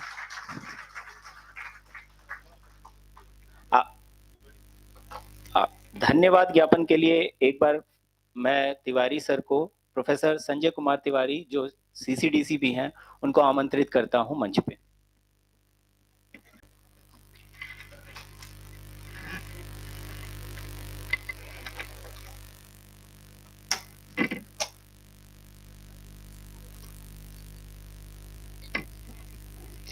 आज की इस संगोष्ठी के मुख्य अतिथि श्री गिरीश चौधरी जी, हमारे माननीय कुलपति शशि प्रताप शाही जी, आज के मुख्य हमारे पूर्व कुलपति इश्तियाक साहब, प्रति कुलपति सर, हमारे आज के की स्पीकर कुल सचिव महोदय और हमारे गणित विज्ञान के संकाय अध्यक्ष, आप सभी उपस्थित प्राचार्यगण, शिक्षकगण एवं शोधार्थीगण, आप इस संगोष्ठी में उपस्थित हुए, इसमें अपनी सहभागिता सुनिश्चित कर रहे हैं, इसके लिए हम आपके कृतज्ञ हैं और उम्मीद करते हैं कि आपकी ये संगोष्ठी, आपका ये आपस का विचार विमर्श आगे के लिए बड़ा फलदायक होगा। और जैसा कि आप पहले जान चुके हैं कि गणित और कंप्यूटर विज्ञान का समन्वय है, जहाँ गणित के बिना कंप्यूटर नहीं है और कंप्यूटर के लिए गणित जरूरी है। इसी उद्देश्य से इस संगोष्ठी को रखा गया है। आशा ही नहीं, पूर्ण विश्वास है कि आप इस संगोष्ठी से पूर्ण लाभ प्राप्त कर पाएंगे। अंत में मैं अपने सभी डिग्निटरीज को यहाँ पर समय देने के लिए हृदय से धन्यवाद ज्ञापन करता हूँ और अपने विभाग की ओर से भी कृतज्ञता ज्ञापन करता हूँ। जय हिंद।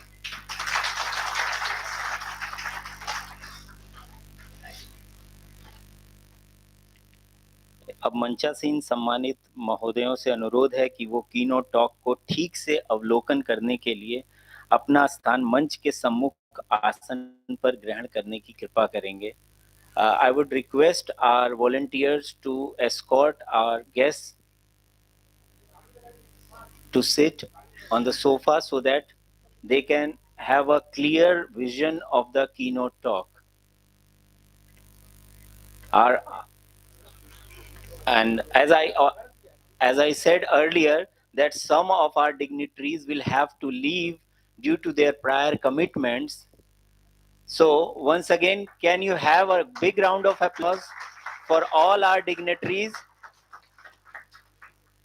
आप सभी का अपना बहुमूल्य समय निकालने के लिए हृदय से अभिवादन सर।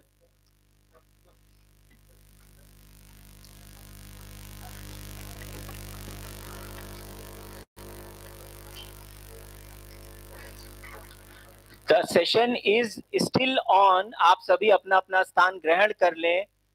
की नोट टॉक अभी भी होने वाला है. आप सभी अपना अपना स्थान ग्रहण कर लें. We are just about to hear our keynote speech. Please take your seats. Please take your seats. Some of the dignitaries are coming back. Some of the dignitaries are coming back again for the keynote speech.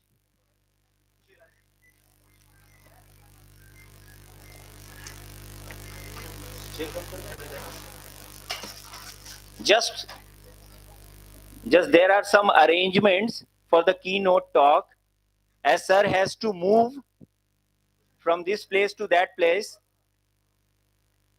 I am sure you are going to remember this talk.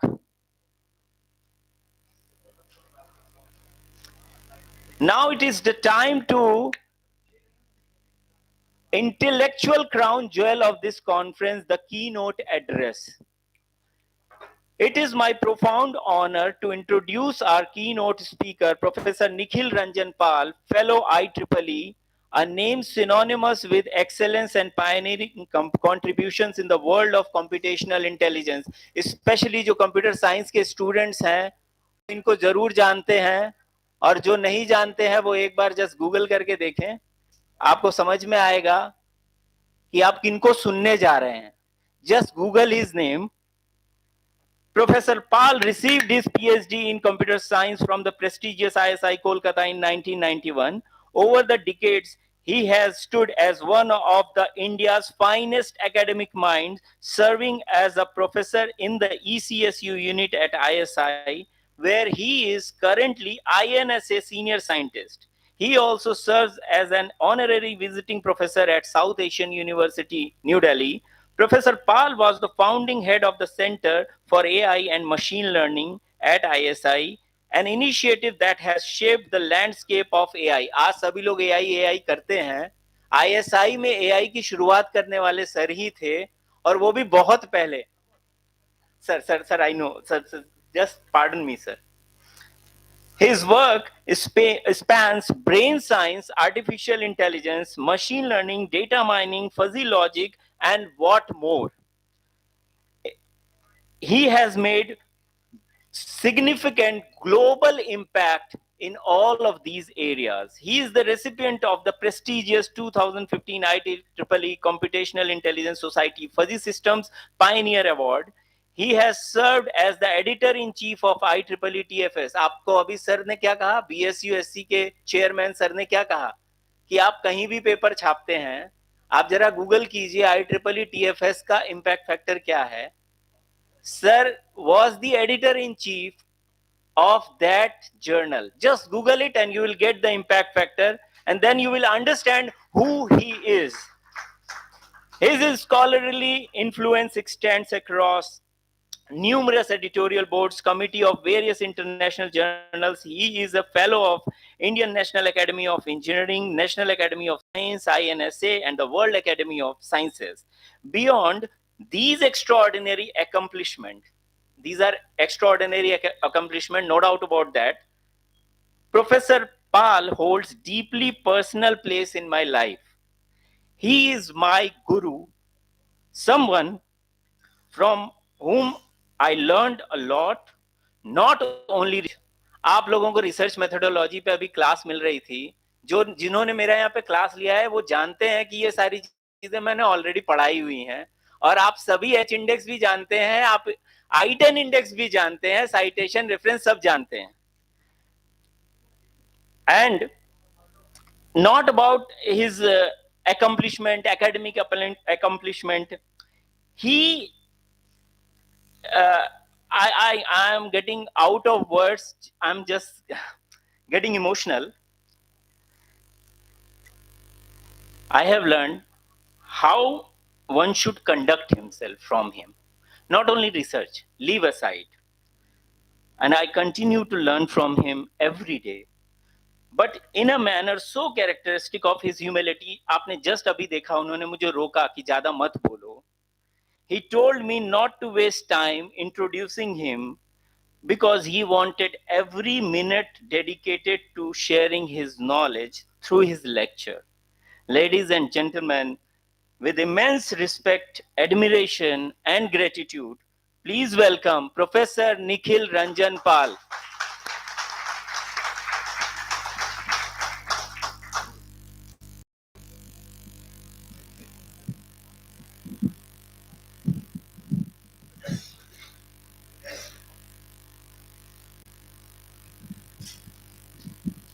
Hello. Hello. Good afternoon. Namaskar.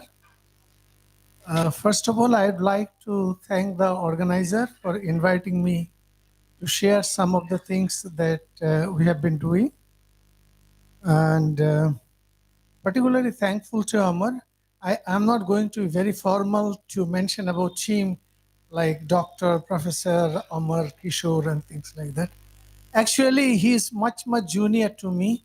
But when we work, on the very first day, I told him that if I say something, if you think it is trash, you should say right on my face, it is trash. And if I feel that you are saying something not good, I will say in the same tone. So I consider him as a good friend and a good collaborator also. We have written several papers and several of them published in Transaction Fuzzy Systems also, what he was mentioning.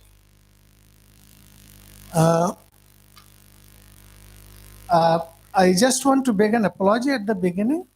I have some problem with my voice. Started about 15 years ago. When I go to doctor, they say it's not cancer. Then I say, what is the answer? Then they don't speak. And if you speak, then keep on drinking water. So I may keep on drinking water in between. So just an apology for that. And before I proceed, I would like to thank, because at the end, sometimes I may forget, there are a lot of people involved in this. And of course, many students, sometimes even undergraduate students. You know, students do the work.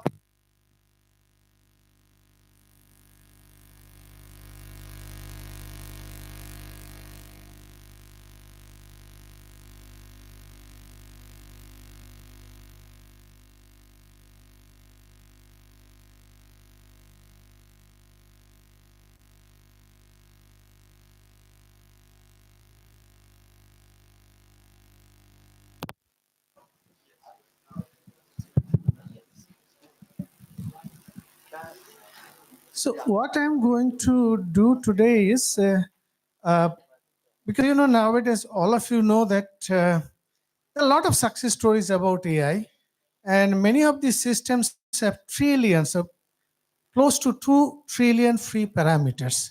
Nobody talks about principle of minimum description length in today's scenario. So question is whether still dimensionality reduction matters. So I'll try to convince that yes, it does. Now we are in an exciting era of AI. We cannot deny this, and there are a lot of success stories that is started with like AlphaGo, autonomous car, healthcare. There are many healthcare applications. I mentioned here one application that in the US there is a live application which decides two persons come to the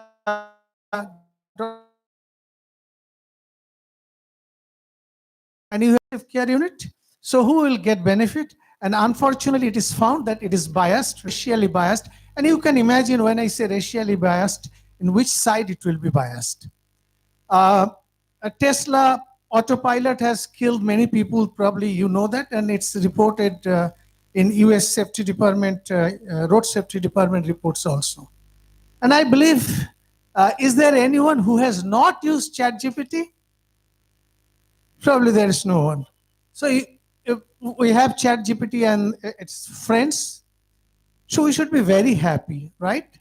But if you see the driving philosophy of today's AI development, particularly in LLM, is kind of bigger the better, which means if I have bigger architecture, if I have larger number of layers and big data, by the way, they are running out of new data which has variety. And then you get a better system. But this increase in the knowledge, increase in the performance is not going to go on linearly with this size or the volume of the data. And many people are thinking that this is not going to be sustainable. Let's look at quickly how the large language model landscape is. This is a slide which refers to mid 2022, and the biggest player at the time was 540 billion free parameter. But now in 2025, we have GPT-4, which has 1.8 trillion free parameter. Can you think of trying to explain this system, what is going on inside? It's just impossible, right? But at the same time, I am not saying that you can reduce the dimension of these systems and bring it down to even billions. You can't do that. So does dimensionality reduction matter in this era of trillion parameter systems? Of course, in my view, it does. Otherwise, I would not be giving this talk. For many LLM models, it's not uncommon to have embedding. Now, how many in the audience have exposure to neural networks? Could you please raise your hand? And how many have exposure to fuzzy sets or fuzzy systems? Not many. So embedding is nowadays for most of these large language models, or what you do is you try to find out representation of word or representation of an image. So that's what they call embedding, but it was present in multi-layer perceptron network also. You think of the layer just before the decision-making layer. So this was nothing but feature extraction. And normally we don't make that layer very big. If number of classes are, say, for example, 10, we'll never make that layer 1,000 or 10,000 like that. And if you have high dimensional data, of course, it will impact your storage, computing time, retrieval efficiency, and curse of dimensionality. You all know that if the dimensionality increases, the data space becomes sparse, and then the model which works very well in lower dimension may not work equally well in high dimension. And in fact, you will see an example where lower dimensional system works better than higher dimensional. So this is from, this is not my work, this is what is called Matryoshka adapter. I think all of you have seen these dolls. This is the Russian doll. The smallest one is solid, then the bigger one, next bigger one can be placed on the smallest one, then the next bigger one, so on. And based on this, there is a learning principle. What you do here is, for the smallest size, you have a lower level, smallest level embedding, say 64 dimension. Now this embedding becomes a prefix to the next bigger layer, which may have 128 dimension. So 128, of which 64 is coming from the preceding layer. And then in the third layer, you may have, say, 4096 or say 1028 times 2, which is 20, whatever it is, 48 or something. So of which the first part comes from the previous layer, and the second part you augment. And for every layer, you have a separate loss function. And then you integrate this loss function using some kind of weighted sum and learn the entire system.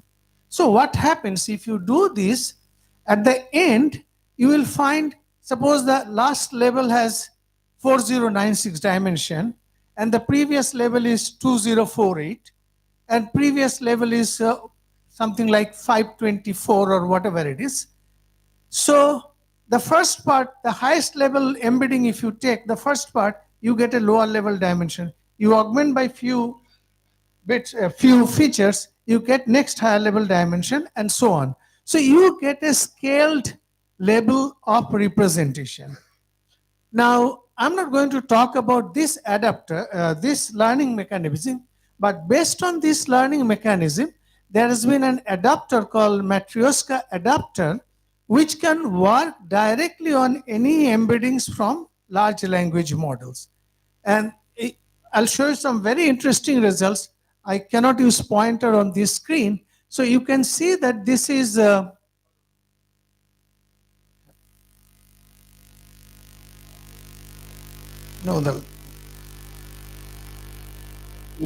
on this screen it doesn't show. This will not. This will not. So this embedding is called Gecko embedding. You know, the file has already got corrupted because it's not using the Windows version appropriate one.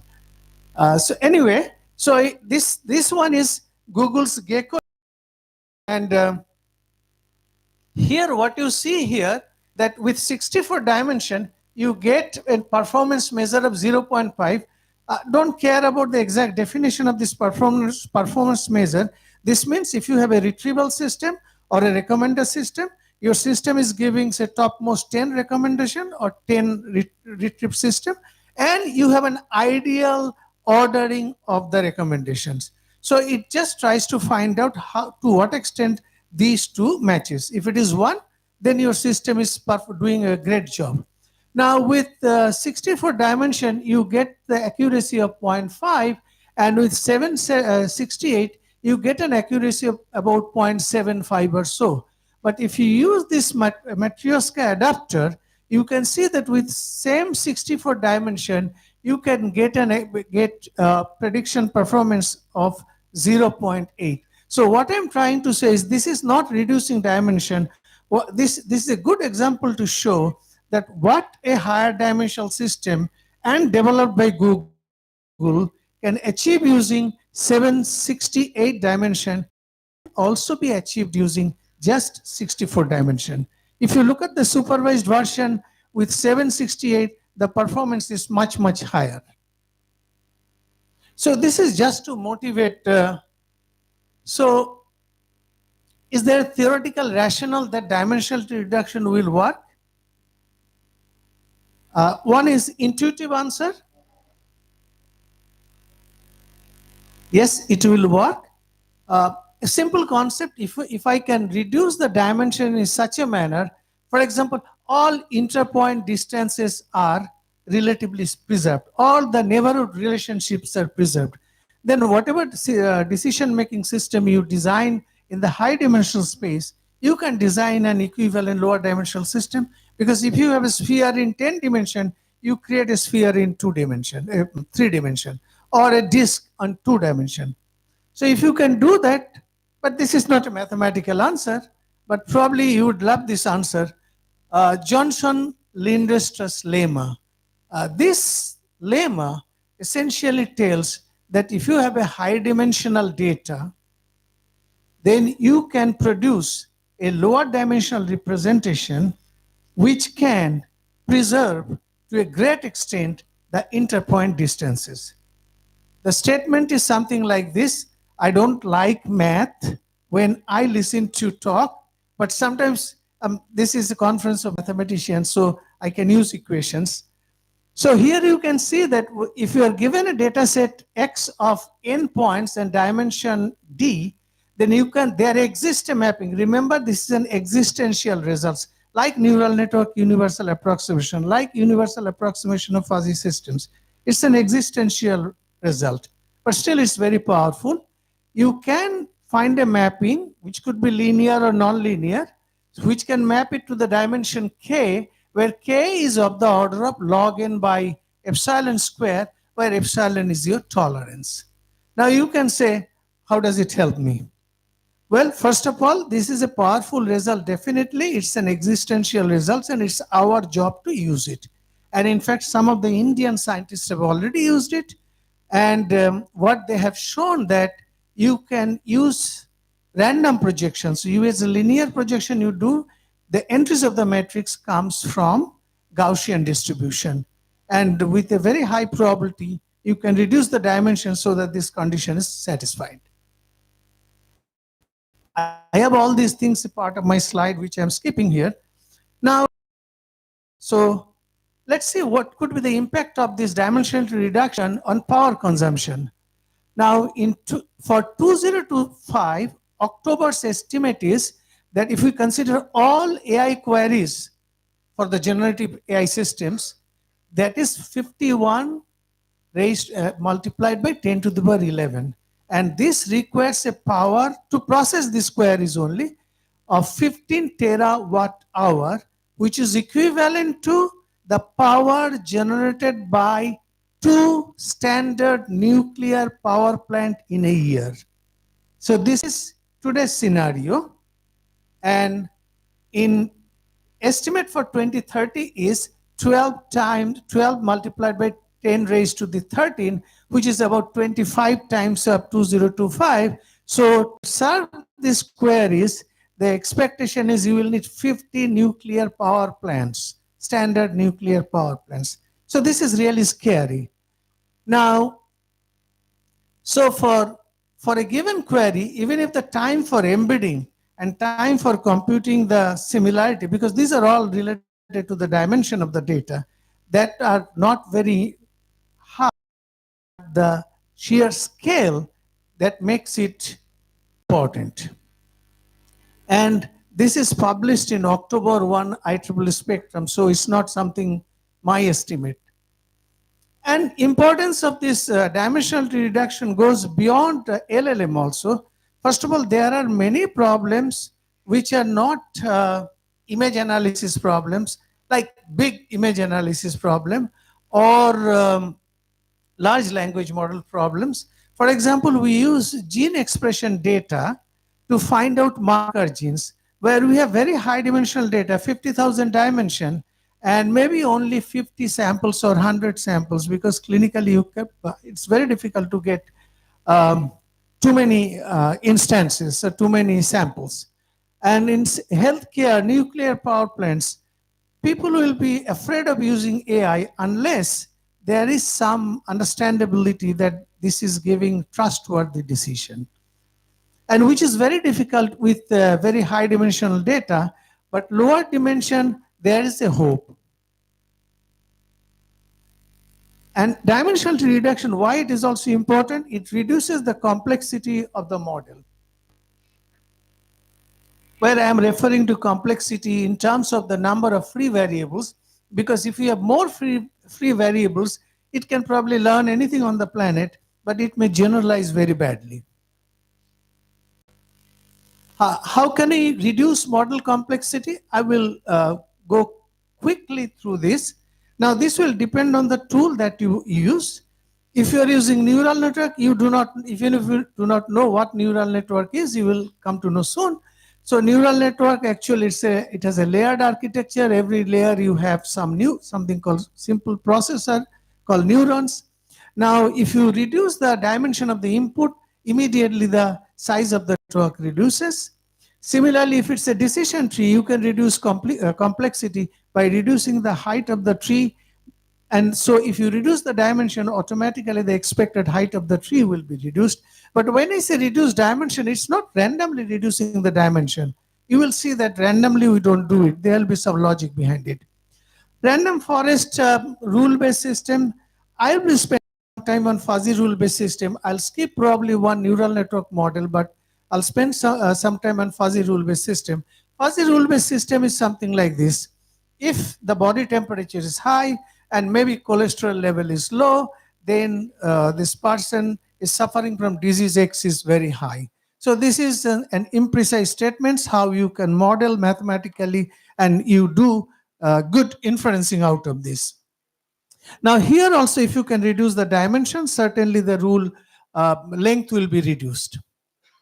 So I'll focus primarily on feature selection, and feature selection does not necessarily mean that the feature from raw measurement. It could be features from computation, it could be features from embedded systems. There will be two general frameworks that I'll be talking about. One is based on the concept of gate or door, which is very easy to understand, and other is based on a mathematical concept called group lasso. I will not be able to consider the unsupervised one, but which is very interesting, but time may not permit that. And primarily I'll use neural network. For one application, I'll use fuzzy systems. So I think when I say feature selection, which feature should we select? Now, if I ask you this answer, it's very difficult to give a response to this. So let's consider a very simple problem. So I have 4 classes. Don't care about the definition of the classes, just accept it.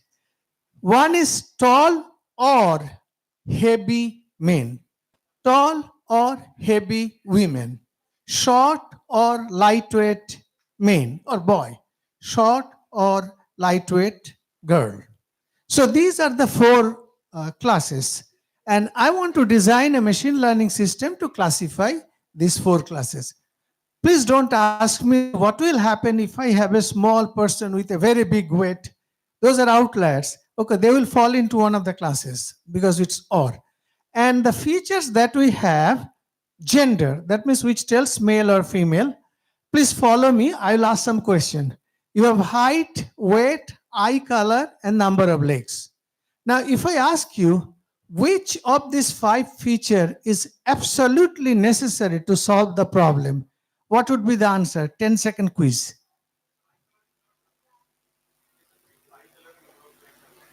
I am saying which is necessary to solve the problem. Gender is the most important. Most important is gender.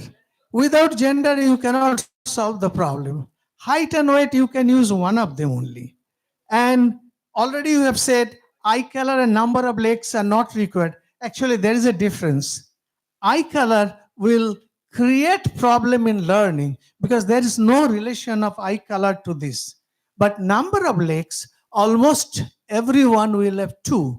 So in my case, eye color is a bad feature and number of legs is a redundant feature. So if you keep it, it doesn't matter, but you will incur some cost in measuring that feature. Now, height and weight, you have seen they're connected by or. So both of them are important. But do we need both? One is okay, right? Well, the answer is yes and no.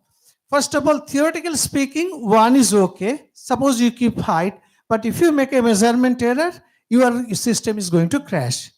So here I have shown only 2 dependent features. There could be more than 2. So there is a concept of we don't minimize redundancy, we control the level of redundancy. So our goal is we discard the bad guys, select the good guys, and among the redundant features, we'll try to control the level of use. And to what extent you want to keep redundancy will depend on the user.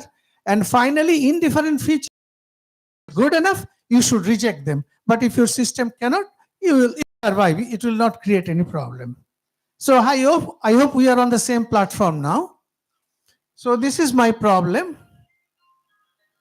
I have already explained these things, so I can skip. Now let's make this problem little more difficult. So we are talking about feature.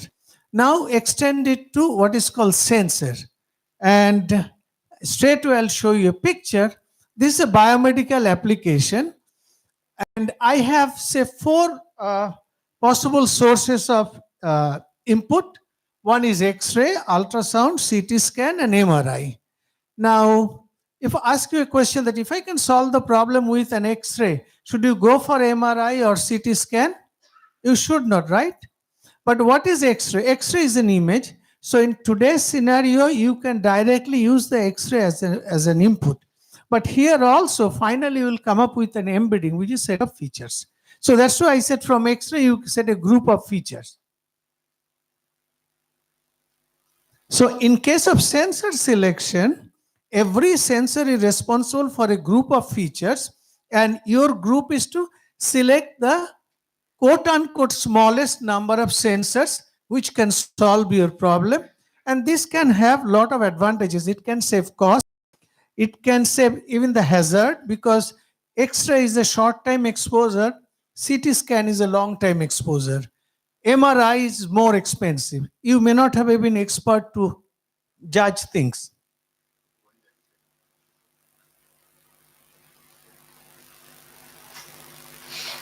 This example I show because this is an area I have done some work also, and I'll show some result also at the end. This is called brain-computer interface work.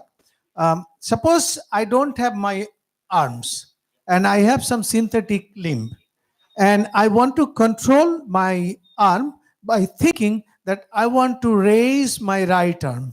And it is possible. I can get the EEG signal from the brain, and I can recognize what my intention is, and I can take action according to that.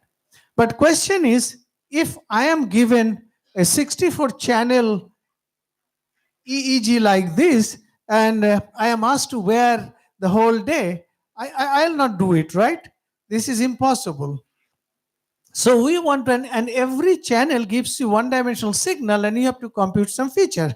So what you have to do is you want to minimize the number of channels that can solve your problem.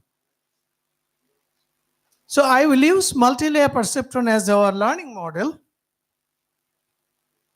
Time moves very fast. Since I didn't find many people who knows neural network. So neural network, if you have a p-dimensional data, your input has p nodes, and you supply the input there. And in the second layer, you see that between two layers, there are complete connection. And within a layer, there is no connection. And let's say the top node, which indicates wi, because if we have p-dimensional input, then every node in the second layer will have a p-dimensional weight vector. So what this neuron does, it computes the dot product, W transpose X. You supply the input, and it has a weight vector. Who supplies the weight vector? Let's say we randomly initialize the weight vector. So it computes W transpose X, what we call net, so that is here, and applies this function which is called sigmoidal function, which goes from 0 to 1. And this is done at every node. Then this is also done in the output layer. And it can be proved that this is an universal approximator. So the pre-deep learning era, this used to be the most popular neural network that people used. But how do you find the weights?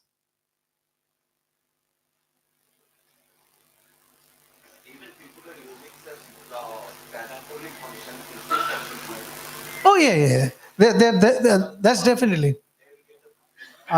Also ReLU. I'm just giving. Why this is not cooperating with me? Sorry, let me use mine. That may be a problem.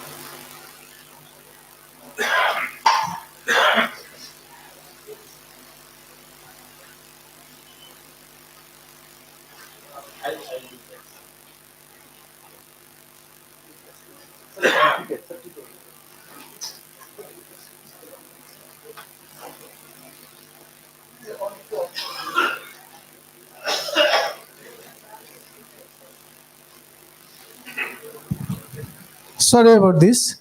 So you are given some input output data x1 to xn, y1 to yn.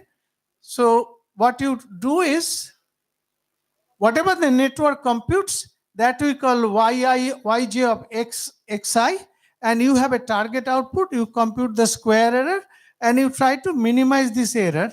Minimize with respect to what? With respect to all these weights.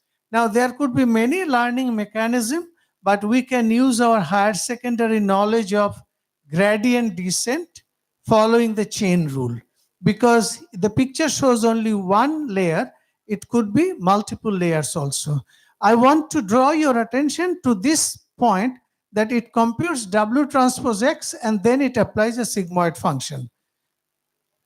That is what is important for our further discussion. Now, I said that I will be solving the problem for sensors. So let's say these P features are coming from L sensors. So therefore, for every sensor, I can consider a subvector. Similarly, the weight vector also I can split into subvector. And I can, since it uses dot product, so W transpose X can now be written as sum of the dot products of these subvectors. So I can easily write W transpose X, which is this big vector, as a sum of sensor level weights and the sensor level inputs. But the question is, how do we decide on which sensor is good, which sensor is bad? Well, watch this expression. If a sensor is bad, if somehow I can manage to make this net value equal to 0, then this will not get into the system. So the sensor will be rejected. So I have to devise a mechanism which will help me to set the bad guys to 0. Now this is what I am going to do. Let's say this room has 5 doors, which means 5 sensors. Behind each door, we have a couple of students. Door 1 may have 5 students, door 2 may have 3 students, which means the number of features generated by the sensor. So 5 sensors, 5 doors, behind each door, there are few students behind each door. Their numbers are not same. I am a problem solver. So what I am going to do is, I will ask the students some questions, and if they can satisfy me, I will allow them to get in. And if I find they will create problem, I'll close the door. Now question is, can I keep the door completely open at the beginning? No. Then they may get in. So I will keep the door almost closed. This is very important. And then I interrogate the students, and depending on their response, I will open the door slowly. If they are useful, if they are bad, I will close it. If they are indifferent, I don't do anything, they remain like that. So what mathematically, if I want to do, what do I have to do? I need a mathematical definition of door, and it should have a parameter which should allow us opening and controlling of the door. And this should vary between 0 and 1. And if I multiply this net, if there is a bad guy, if I multiply this net by this door value, and if door value happens to be 0, then I am done. But I have not still told, or you are wondering how the system will decide on which door should be open and which door should be closed, because I am not inside the computer. Well, that again is very easy. Oh, here is the mathematical concept pictorially. Now, as a door, we can use a sigmoidal function, but it doesn't have to be sigmoidal. There are many other choices. And as I mentioned, that you multiply the net k by the door value. Now, question is how the system will decide which door to open, which door to close. Well, you compute the square error from the output and the target. Now, if a sensor can reduce your error, its gradient will be steeper, and that door will be door parameter, that get parameter will open faster. Just gradient, based on gradient concept. And then that door will be open, the problem will be solved. But if it's a bad feature, then the door will be closed more tightly because it cannot help you. If it is indifferent, nothing will happen. Since you have kept the door almost closed at the beginning, so when you stop, that door remained closed. There are many implementational issues. I am not going into that. Well, for learning, if it is a good sensor, MK will go to infinity, that you can easily imagine. And for bad sensor, MK should go to minus infinity. Actually, MK, if it takes a value of 10 or minus 10, this is good enough. And the learning works perfectly fine. And it's a very general philosophy. So you can use it to other machine learning tools like RBF network, neurofuzzy systems, fuzzy systems, and we have used in other places also. But how effective it is? Now, if you consider that 64-channel EEG problem, let me show you. So we had 64 channels, and this motor imagery task, where you just imagine that you want to raise your right arm or left arm, things like that. You can see with iteration, these gates closes very, these gates closes very fast. These two gates even do some interactions also, and most of the gates fall flat. So you can see, you can devise a system with only 6 channels which will solve your problem. Now, if you use one feature per sensor, then you get feature selection. So you don't need to do any additional math for that. From sensor to feature, assume one feature per sensor, the same model will work. Now, question is, all neural network or fuzzy systems, the output depends on the initial condition. So if I run the system 10 times, is it guaranteed that I will get the same output? The answer is no. The example that I gave you for short, long, that 4-class problem, what will happen to height and weight? It can happen sometimes it selects height, sometimes it selects weight, sometimes it selects both. But it will not select eye color because initially we have stopped it. It will not select number of legs because the indifferent, it cannot help. And this issue of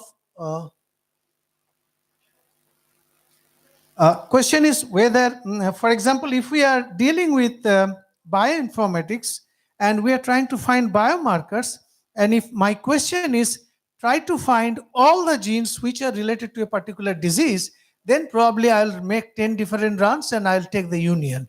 But if I want to make a diagnostic prediction system, I should use a small number of genes. But still the issue of redundancy remains, and I have not explained how to control the level of redundancy in the system. We'll do that. And I have already explained that complete removal of redundancy is not good, although you will find there are papers with title maximum relevance, minimum redundancy. But actually minimizing redundancy is not good. On your training test data, they are good. But if you make a measurement error, system is going to fail.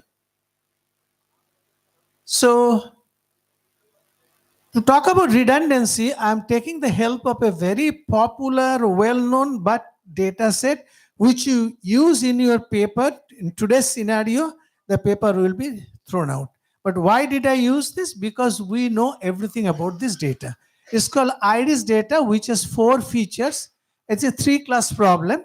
And I just devise some synthetic sensor with X1, X2, and sensor 2 is X1 plus some random noise, X3 and X4.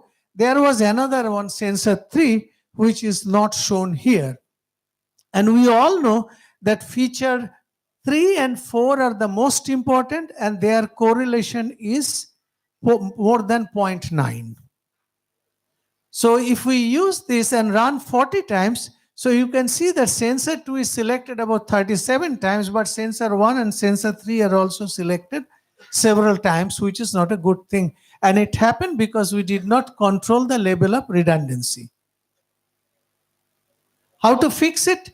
Fixing is very important, easy. If we can define the dependency between sensors, think of if we have 2 features, if I want to define dependency, I can compute mutual information, I can compute correlation. If the correlation is very high, then the 2 features are strongly dependent. So for feature, it's very easy. For sensor, it's slightly tricky. We have tried to do it in several ways, but I'm not going into that details. But suppose we define dependency between sensors, then it is good enough to add a regularizer or a penalty for use of redundant sensor. As simple as that. So your original error loss function plus a penalty for use of redundancy. Yeah.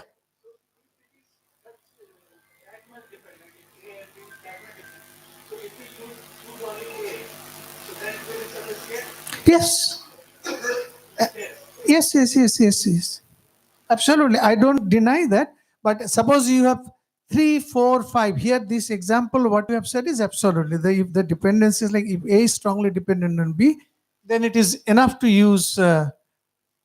But we should keep some level of redundancy. That's a different question. But what your observation is absolutely correct. Now, so here this is, the simple choice of this penalty function is gate opening for sensor I, gate opening of sensor J, and the dependency between sensor I and J. So if sensor I and sensor J both are important, if one of them is not important, we don't care. If both of them are important and if both gates are open, then this is going to add a heavy penalty. And therefore, the system will avoid. And again, here we'll use this gradient descent to optimize the system. No. It's you can use mutual information. You can use correlation for features, and for sensors, it's slightly difficult, slightly tricky for every feature. For example, sensor A has 2 features and sensor B has 3 features. Now, if the first feature of sensor A has a strongly correlated counterpart in B, and the second feature also has a strongly correlated counterpart in B, then if you select B, you don't need A. But if we select A, we may also need B. It's not symmetric because B has an extra feature. So in our paper, there are several definitions of sensor dependency, but we are not happy with any of the definition. This is an area where one can work.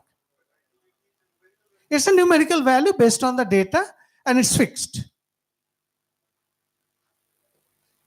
So some things are getting stuck. So what happens in case of feature, of course, you can use correlation and you can it's easy to understand. So now if you go back to this problem where I had shown that feature sensor 1 and sensor 3 were selected several times. Now if you run, you can see more or less the sum is 40. Sensor B is selected most of the time and sensor 3 next higher, but it's not that 1 and 3 are selected almost 40 times. No.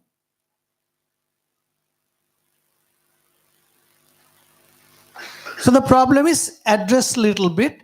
There are a lot of results in these 2 papers about this. But we have some problem with this concept. I started by saying reducing complexity. Nobody caught me. And here, at the time of design, at least for every feature, I have a parameter called get parameter. So I'm increasing complexity. But this is at the time of designing the system. Once the system is designed, you remove those lambdas you don't need because you have selected features. But still it is counterintuitive to the philosophy I started with, right? If there are 10,000 features, I'll be having 10,000 gets. And if there are 10,000 gets, I have 10,000 free variables. Somebody should have caught me. So question is, can we avoid this? I think mathematician will love the next one. Here also, yes, we can certainly. And we're going to take the help of group lasso. Lasso stands for least absolute shrinkage and selection operator. It's by these 2 Stanford scientists. It's very popular, but group lasso is an extended version of lasso for a group. So again, it's multi-layer perceptron network, and our problem is to select the good feature, reject the bad features. Now, look at this picture here. This feature X1 is connected to all the nodes in the next level. All the nodes in the next level. So let us call that vector V1. Now, if the feature is bad, then all these connections should be made 0. Is it not? If the feature X1 is bad, then it should not pass any information to any node in the next layer. Do you agree? So how can we do that? So if we can reduce the norm of this vector to 0, then this will happen. So this is as simple as that, and that term is called the group lasso term. So this is the normal loss function of the system, and then for minimizing, for reducing or selecting or discarding bad feature, we add a penalty for using the group lasso term. That is basically norm of each vector. So therefore, if there are 5 features which are important, rest are not important, then we expect that for those remaining features, the norm of this would be close to 0. it may not be exactly zero. It never goes to exactly zero. You have to do some threshold.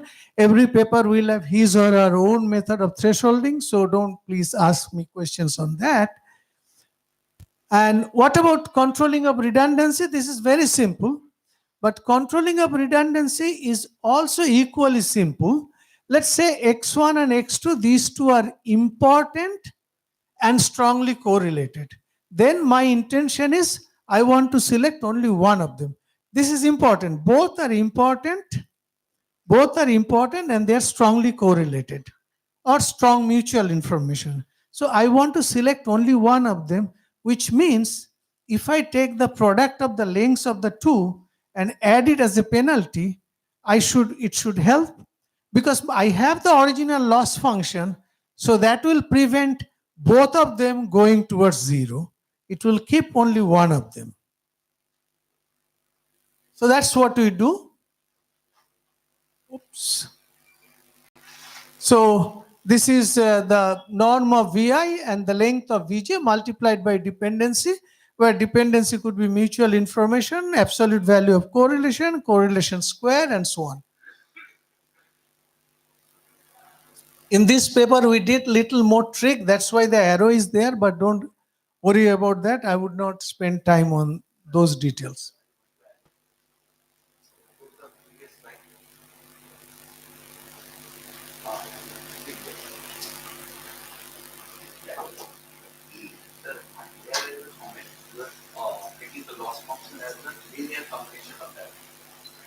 No. This is the square error. Yeah.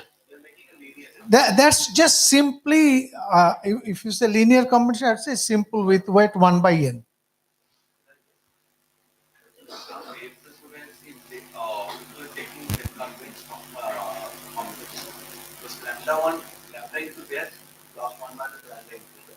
No, but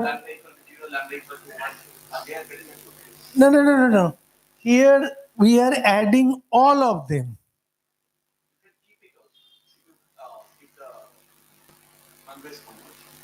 No. So if we sum it up, then you can assume that all weights equal to 1 by n. So it's a convex combination only. But 1 and lambda and 1 minus lambda, then lambda will work in our favorable way. 1 minus lambda will work in the opposite way. So we cannot do this here. Yeah.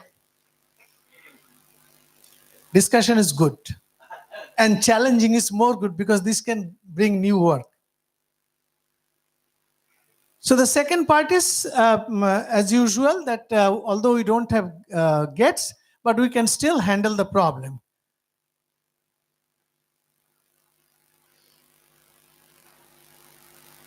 There are some issues with the optimizations. Since we use gradient and we are using the norm of the vector, so you know that this is going to come into the denominator.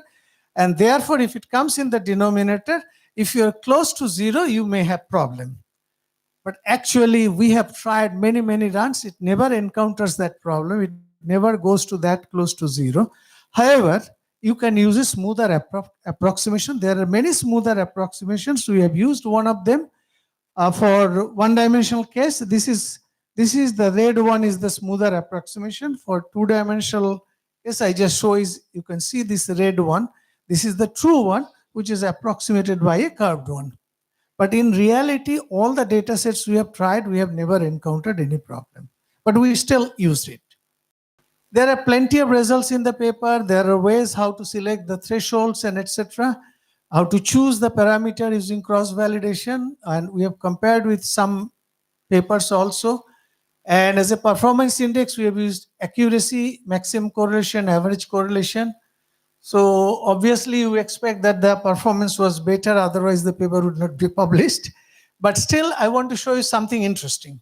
So iris data you have seen, that's why I chose the iris data, which has 4 features, F1, F2, F3, F4. We have added 4 more features. Now F5 is exactly F4 actually, which multiplied by 0.8, so correlation is 1. Similarly, F6, I made a mistake here. F6 has gone there. F6 is again multiplied by 1.2 or something like that. So which has a strong correlation. F7 is random, which is very bad, and F8 is poor because the original feature F4 is multiplied by random noise, and the feature 4 has small magnitude values. So this will significantly affect. So if I use these 8 features and run the process, what we end up with, we get V4 and V3, which are active and which what they should be, and everybody knows for IRIS data this is the most important feature. But question is, are you going to get the result every time I run this program? What do you think? I should mention this also. The answer is no. Sometimes you may get, because you see F5 is exactly like F4. So instead of F4, it could have selected F5.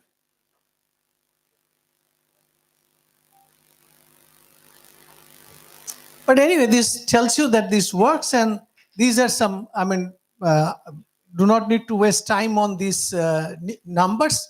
It simply tries to establish that this works, otherwise it would not be published.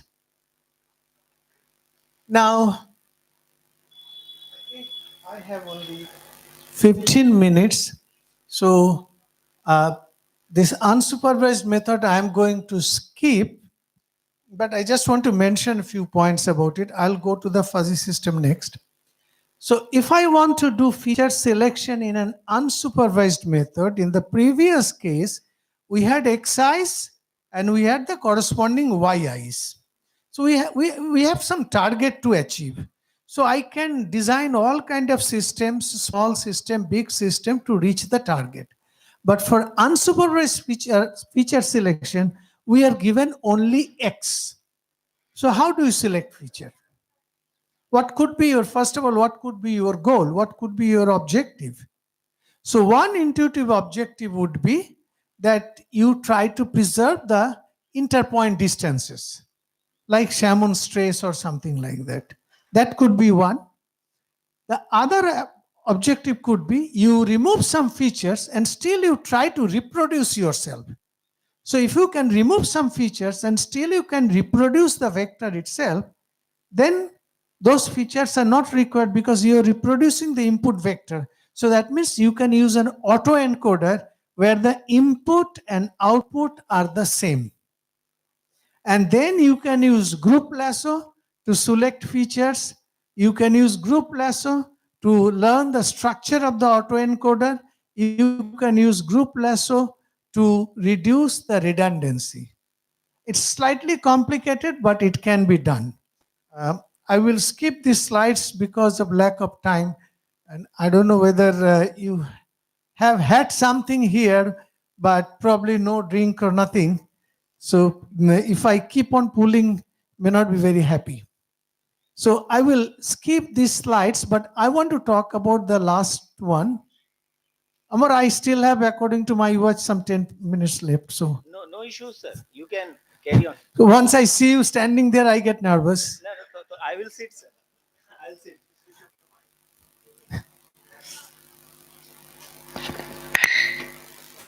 This is a very interesting piece of work with unsupervised feature selection where we can handle these issues.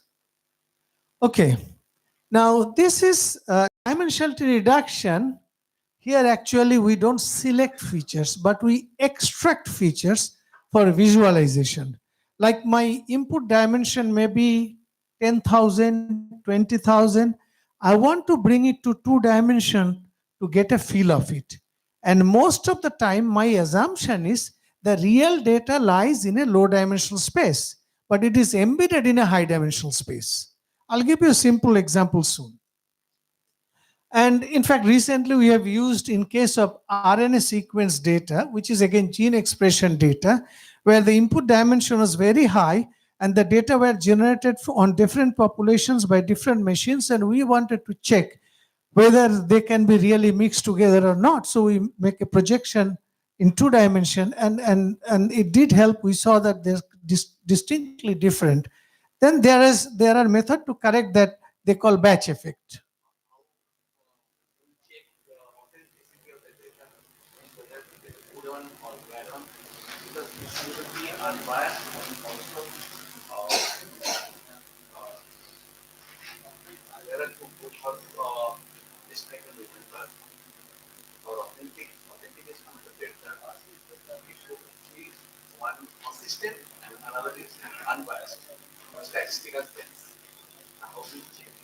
We believe in the data. Our problem is like any machine learning problem. You are given the data. No, we don't do. These are all real life data. Like this gene expression data that we have got, RNA sequence data, these were generated in different hospitals in different countries on human. We do some for this kind of data, we make some quality check. For gene expression data, we do make some quality check because there are a lot of noise generally. And since the number of instances are very small, so unless we do the quality check, life may be miserable. But when you use this big volume data, generally we don't do it. We believe the data. But of course, certainly you can have a space called data cleaning. It is always like in data mining courses, data cleaning is always there. That includes even filling the missing values also. But here we are not assuming that there exist missing values, but which is a standard problem. I agree with you. So let's say I'm giving you a data. I have a solid sphere in 3 dimensions. I have generated some points from the solid sphere. And then I have a shell. So there is a hollow space.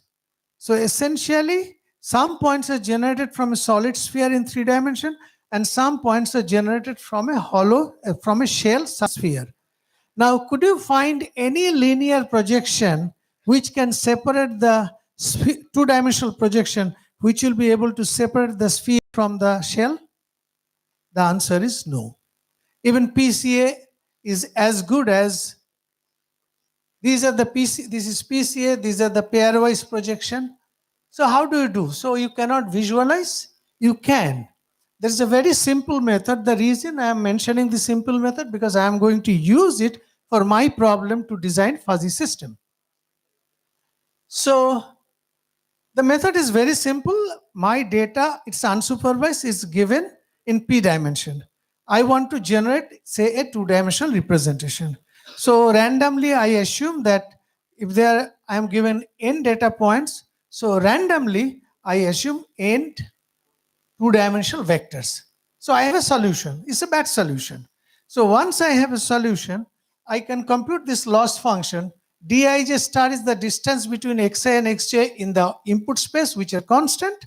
And little dij is the distance between the pair of data that I have generated. So you will have a huge error. You can ignore the denominator for the time being.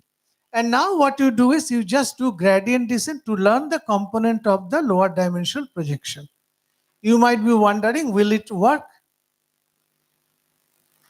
Now, this is known as Salmon's projection, and it does a fantastic job.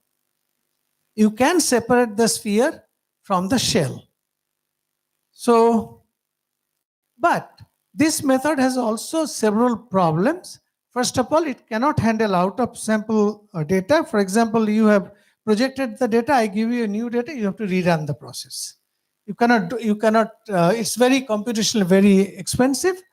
It cannot deal with the open world problem. Now here in supervised learning, the open world problem is this. You train the system to distinguish between cow and goat, and I bring a donkey, and your system says it's a cow or a goat. So system assumes that the world is closed. You have only cows and goats, no donkey, no other animal. Now the equivalent thing here is your input data comes from a distribution and the new point comes which is far from the distribution.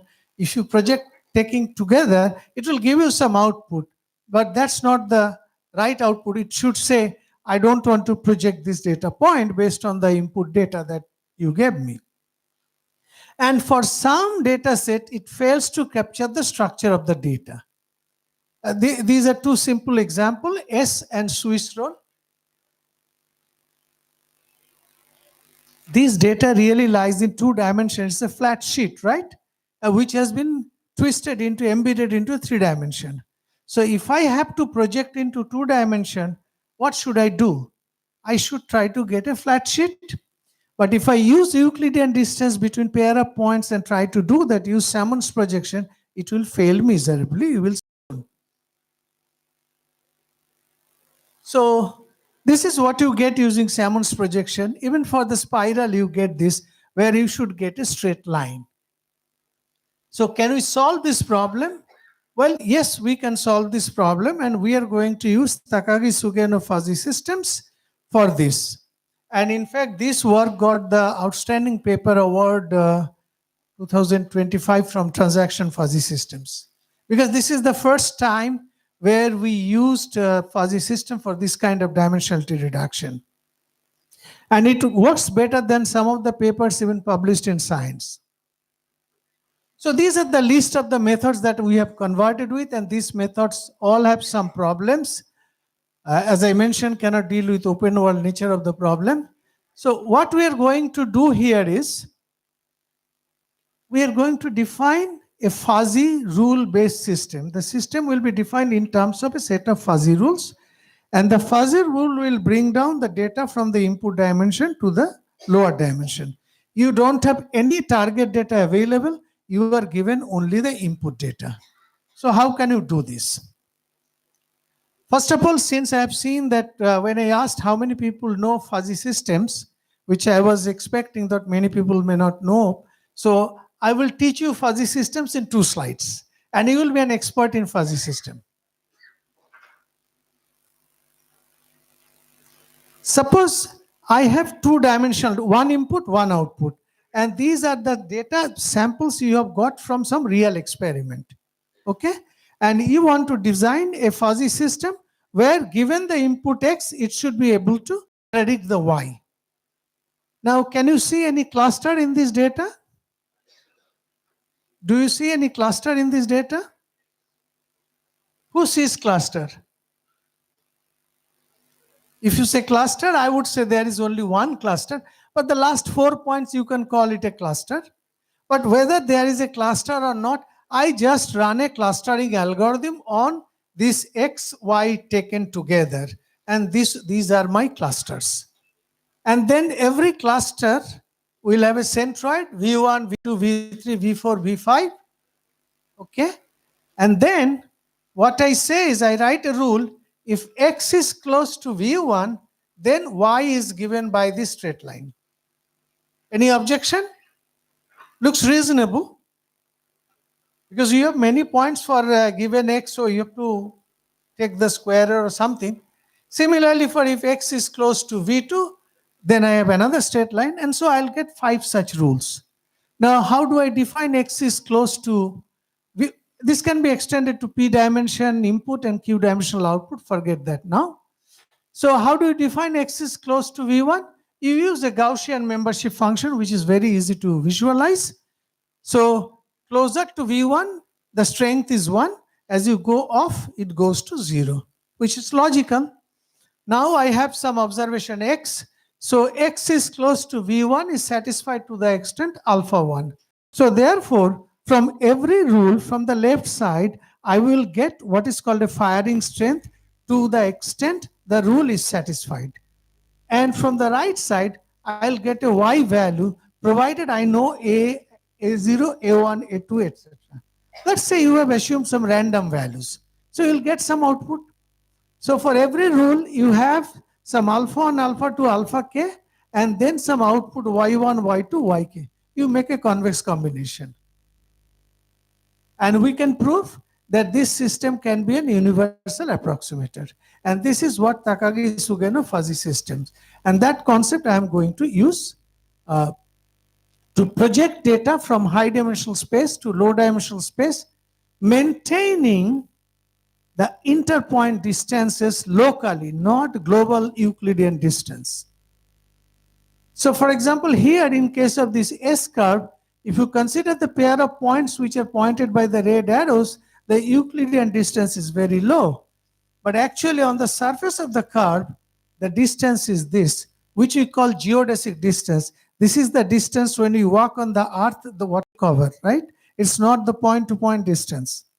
So My life would be very easy if I can devise a mechanism where the input distance is taken as the geodesic distance and the output distance is taken as the Euclidean distance. Oh, the reverse. So we have to map this geodesic distance on a flat sheet. So the geodesic distance should become Euclidean distance on the projected space. If I can do that, my problem will be solved.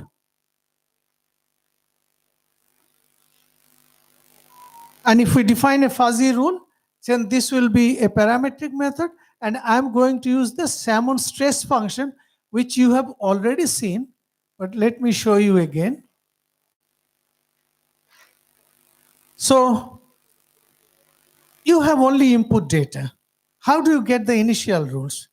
I say you cluster the input data, but don't use Euclidean distance. If you use Euclidean distance, you will have problem. So you run a clustering algorithm like K-means, where the pairwise distance is defined using geodesic distance. You run the clustering algorithm, the centroid that you will get may not be on the surface. So what we do is we take the data point, actual data point closest to the centroid. So we call it geodesic K-means clustering. There are many variants of this. Let's say we have 7 clusters. So I convert cluster into a rule that if x is close to v1, then y, now y has 2 components. X may have 10,000 features. I'll show you a result where x is in 1024 dimension. So x may be in very high dimension and y is in 2 dimension. Since y is in 2 dimension, so I will have 2 such equations. It's as simple as that. And then, but how do you find? I know V1, V2, Vk. I can define Gaussian membership function using some arbitrary spread, but I do not know these AIJs. So what I can do? I can just set some random values for these AIJs. You might be wondering, can this solve the problem? So what we do is, we minimize this error function, where the input here is geodesic distance between the pair of points, which is fixed and given by the data, and EDIJY is the Euclidean distance between the projected pair of points. You can write down the equation very easily, and then you use just gradient descent. It's a massive optimization problem because you have so many parameters. You have which you want to refine.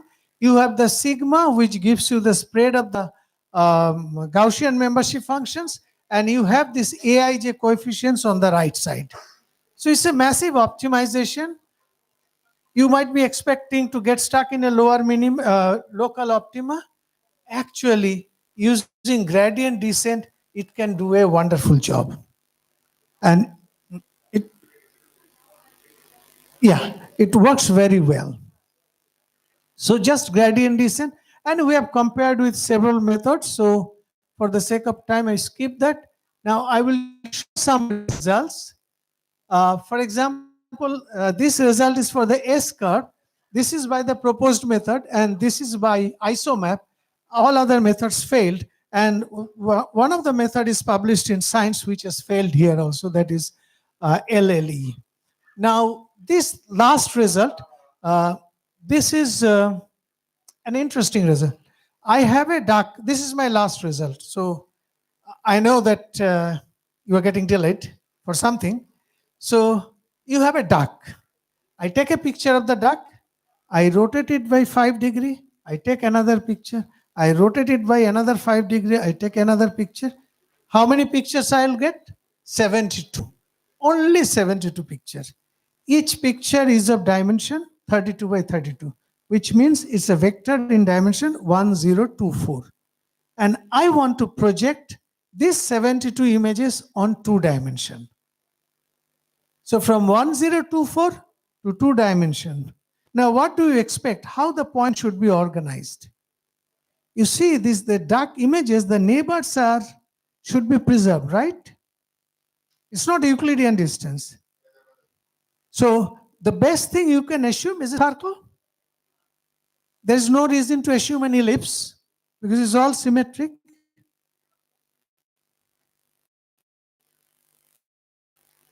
And in fact, you do get a circle. Only the proposed method produces a very nice circle. TSNE also reasonably good, also good circle, but the other three method fails.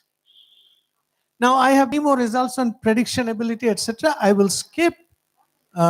It can deal with open world issues. If anybody is interested, then this is my last slide, the conclusion side. The timeless wisdom of some great scientists still holds true in this age of trillions. Albert Einstein, make everything simple, make everything as simple as possible, but not simpler. In my view is you design your system with as little as constraint as possible, but don't oversimplify so that it fails to work. The second one is more powerful. I am not a genius, I am just curious. I ask many questions, and when the answer is simple, God is answering. There cannot be anything stronger than this to support simpler models. But you write a simpler paper, the referees will say it's too simple and reject it. You go 250 years back, Sir Isaac Newton. Nature is pleased with simplicity, and nature is no dummy. Nature is not stupid. And none of these quotes, they were written for designing machine learning systems, but I believe they're equally relevant even today when we are dealing with 2 trillion free parameter systems. Thank you very much. Thank you very much, sir. You said in a quote, I am not a genius by Albert Einstein, but for us, you are a genius, sir. And no doubt about that. Have a huge round of applause for Professor Nikhil Ranjan Pal. Now I would like to invite our head sir, Dr. Sunil Suman sir, to felicitate Professor Nikhil Ranjan Pal. It has been done already once. Yes, sir. This is post-talk felicitation, sir. And I know you may have questions, but I am not coming between you and your lunch. So you can ask questions during lunch. Sir will be also taking the lunch. So now it is felicitation time. Dr. Sunil Suman sir is felicitating Professor Nikhil Ranjan Pal sir. Huge round of applause. Okay.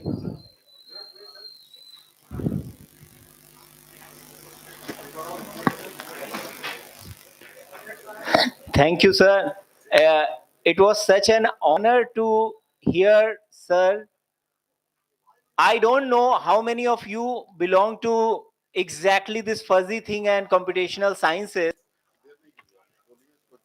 And now for the Rashtragan to conclude the session, please everyone stand for the Rashtragan so that we can conclude the session and you can go for the lunch. And after the lunch, you can come back here for the next session and please show your coupons to take your lunches. जनगण मन अधिनायक जय हे भारत भाग्य विधाता पंजाब सिंध गुजरात मराठा द्राविड़ उत्कल बंगा विंध्य हिमाचल यमुना गंगा उच्चल जलध तरंगा तब शुभ नामे जागे तब शुभ आशीष मांगे गाहे तब जय गाथा जन गण मंगलदायक जय हे भारत भाग्य विधाता जय हे जय हे जय हे जय जय जय जय हे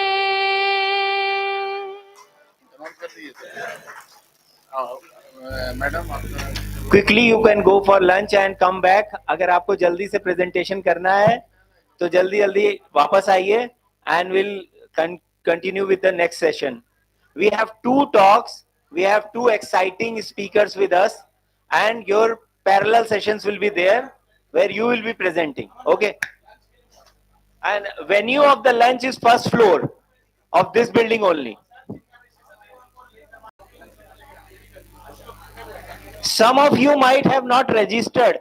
जो लोगों ने रजिस्ट्रेशन अभी नहीं कराया है वो रजिस्ट्रेशन करा लें, आपको लंच कूपन उसमें मिल जाएगा और उसे लेकर आप जा सकते हैं.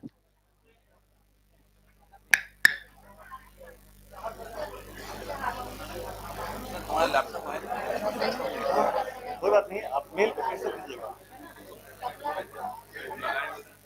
आप कैसे भेजिएगा, मोबाइल मुझे भेजिए, मैं वहाँ, हाँ पहले लंच कर लीजिए, वो काम नहीं करेगा।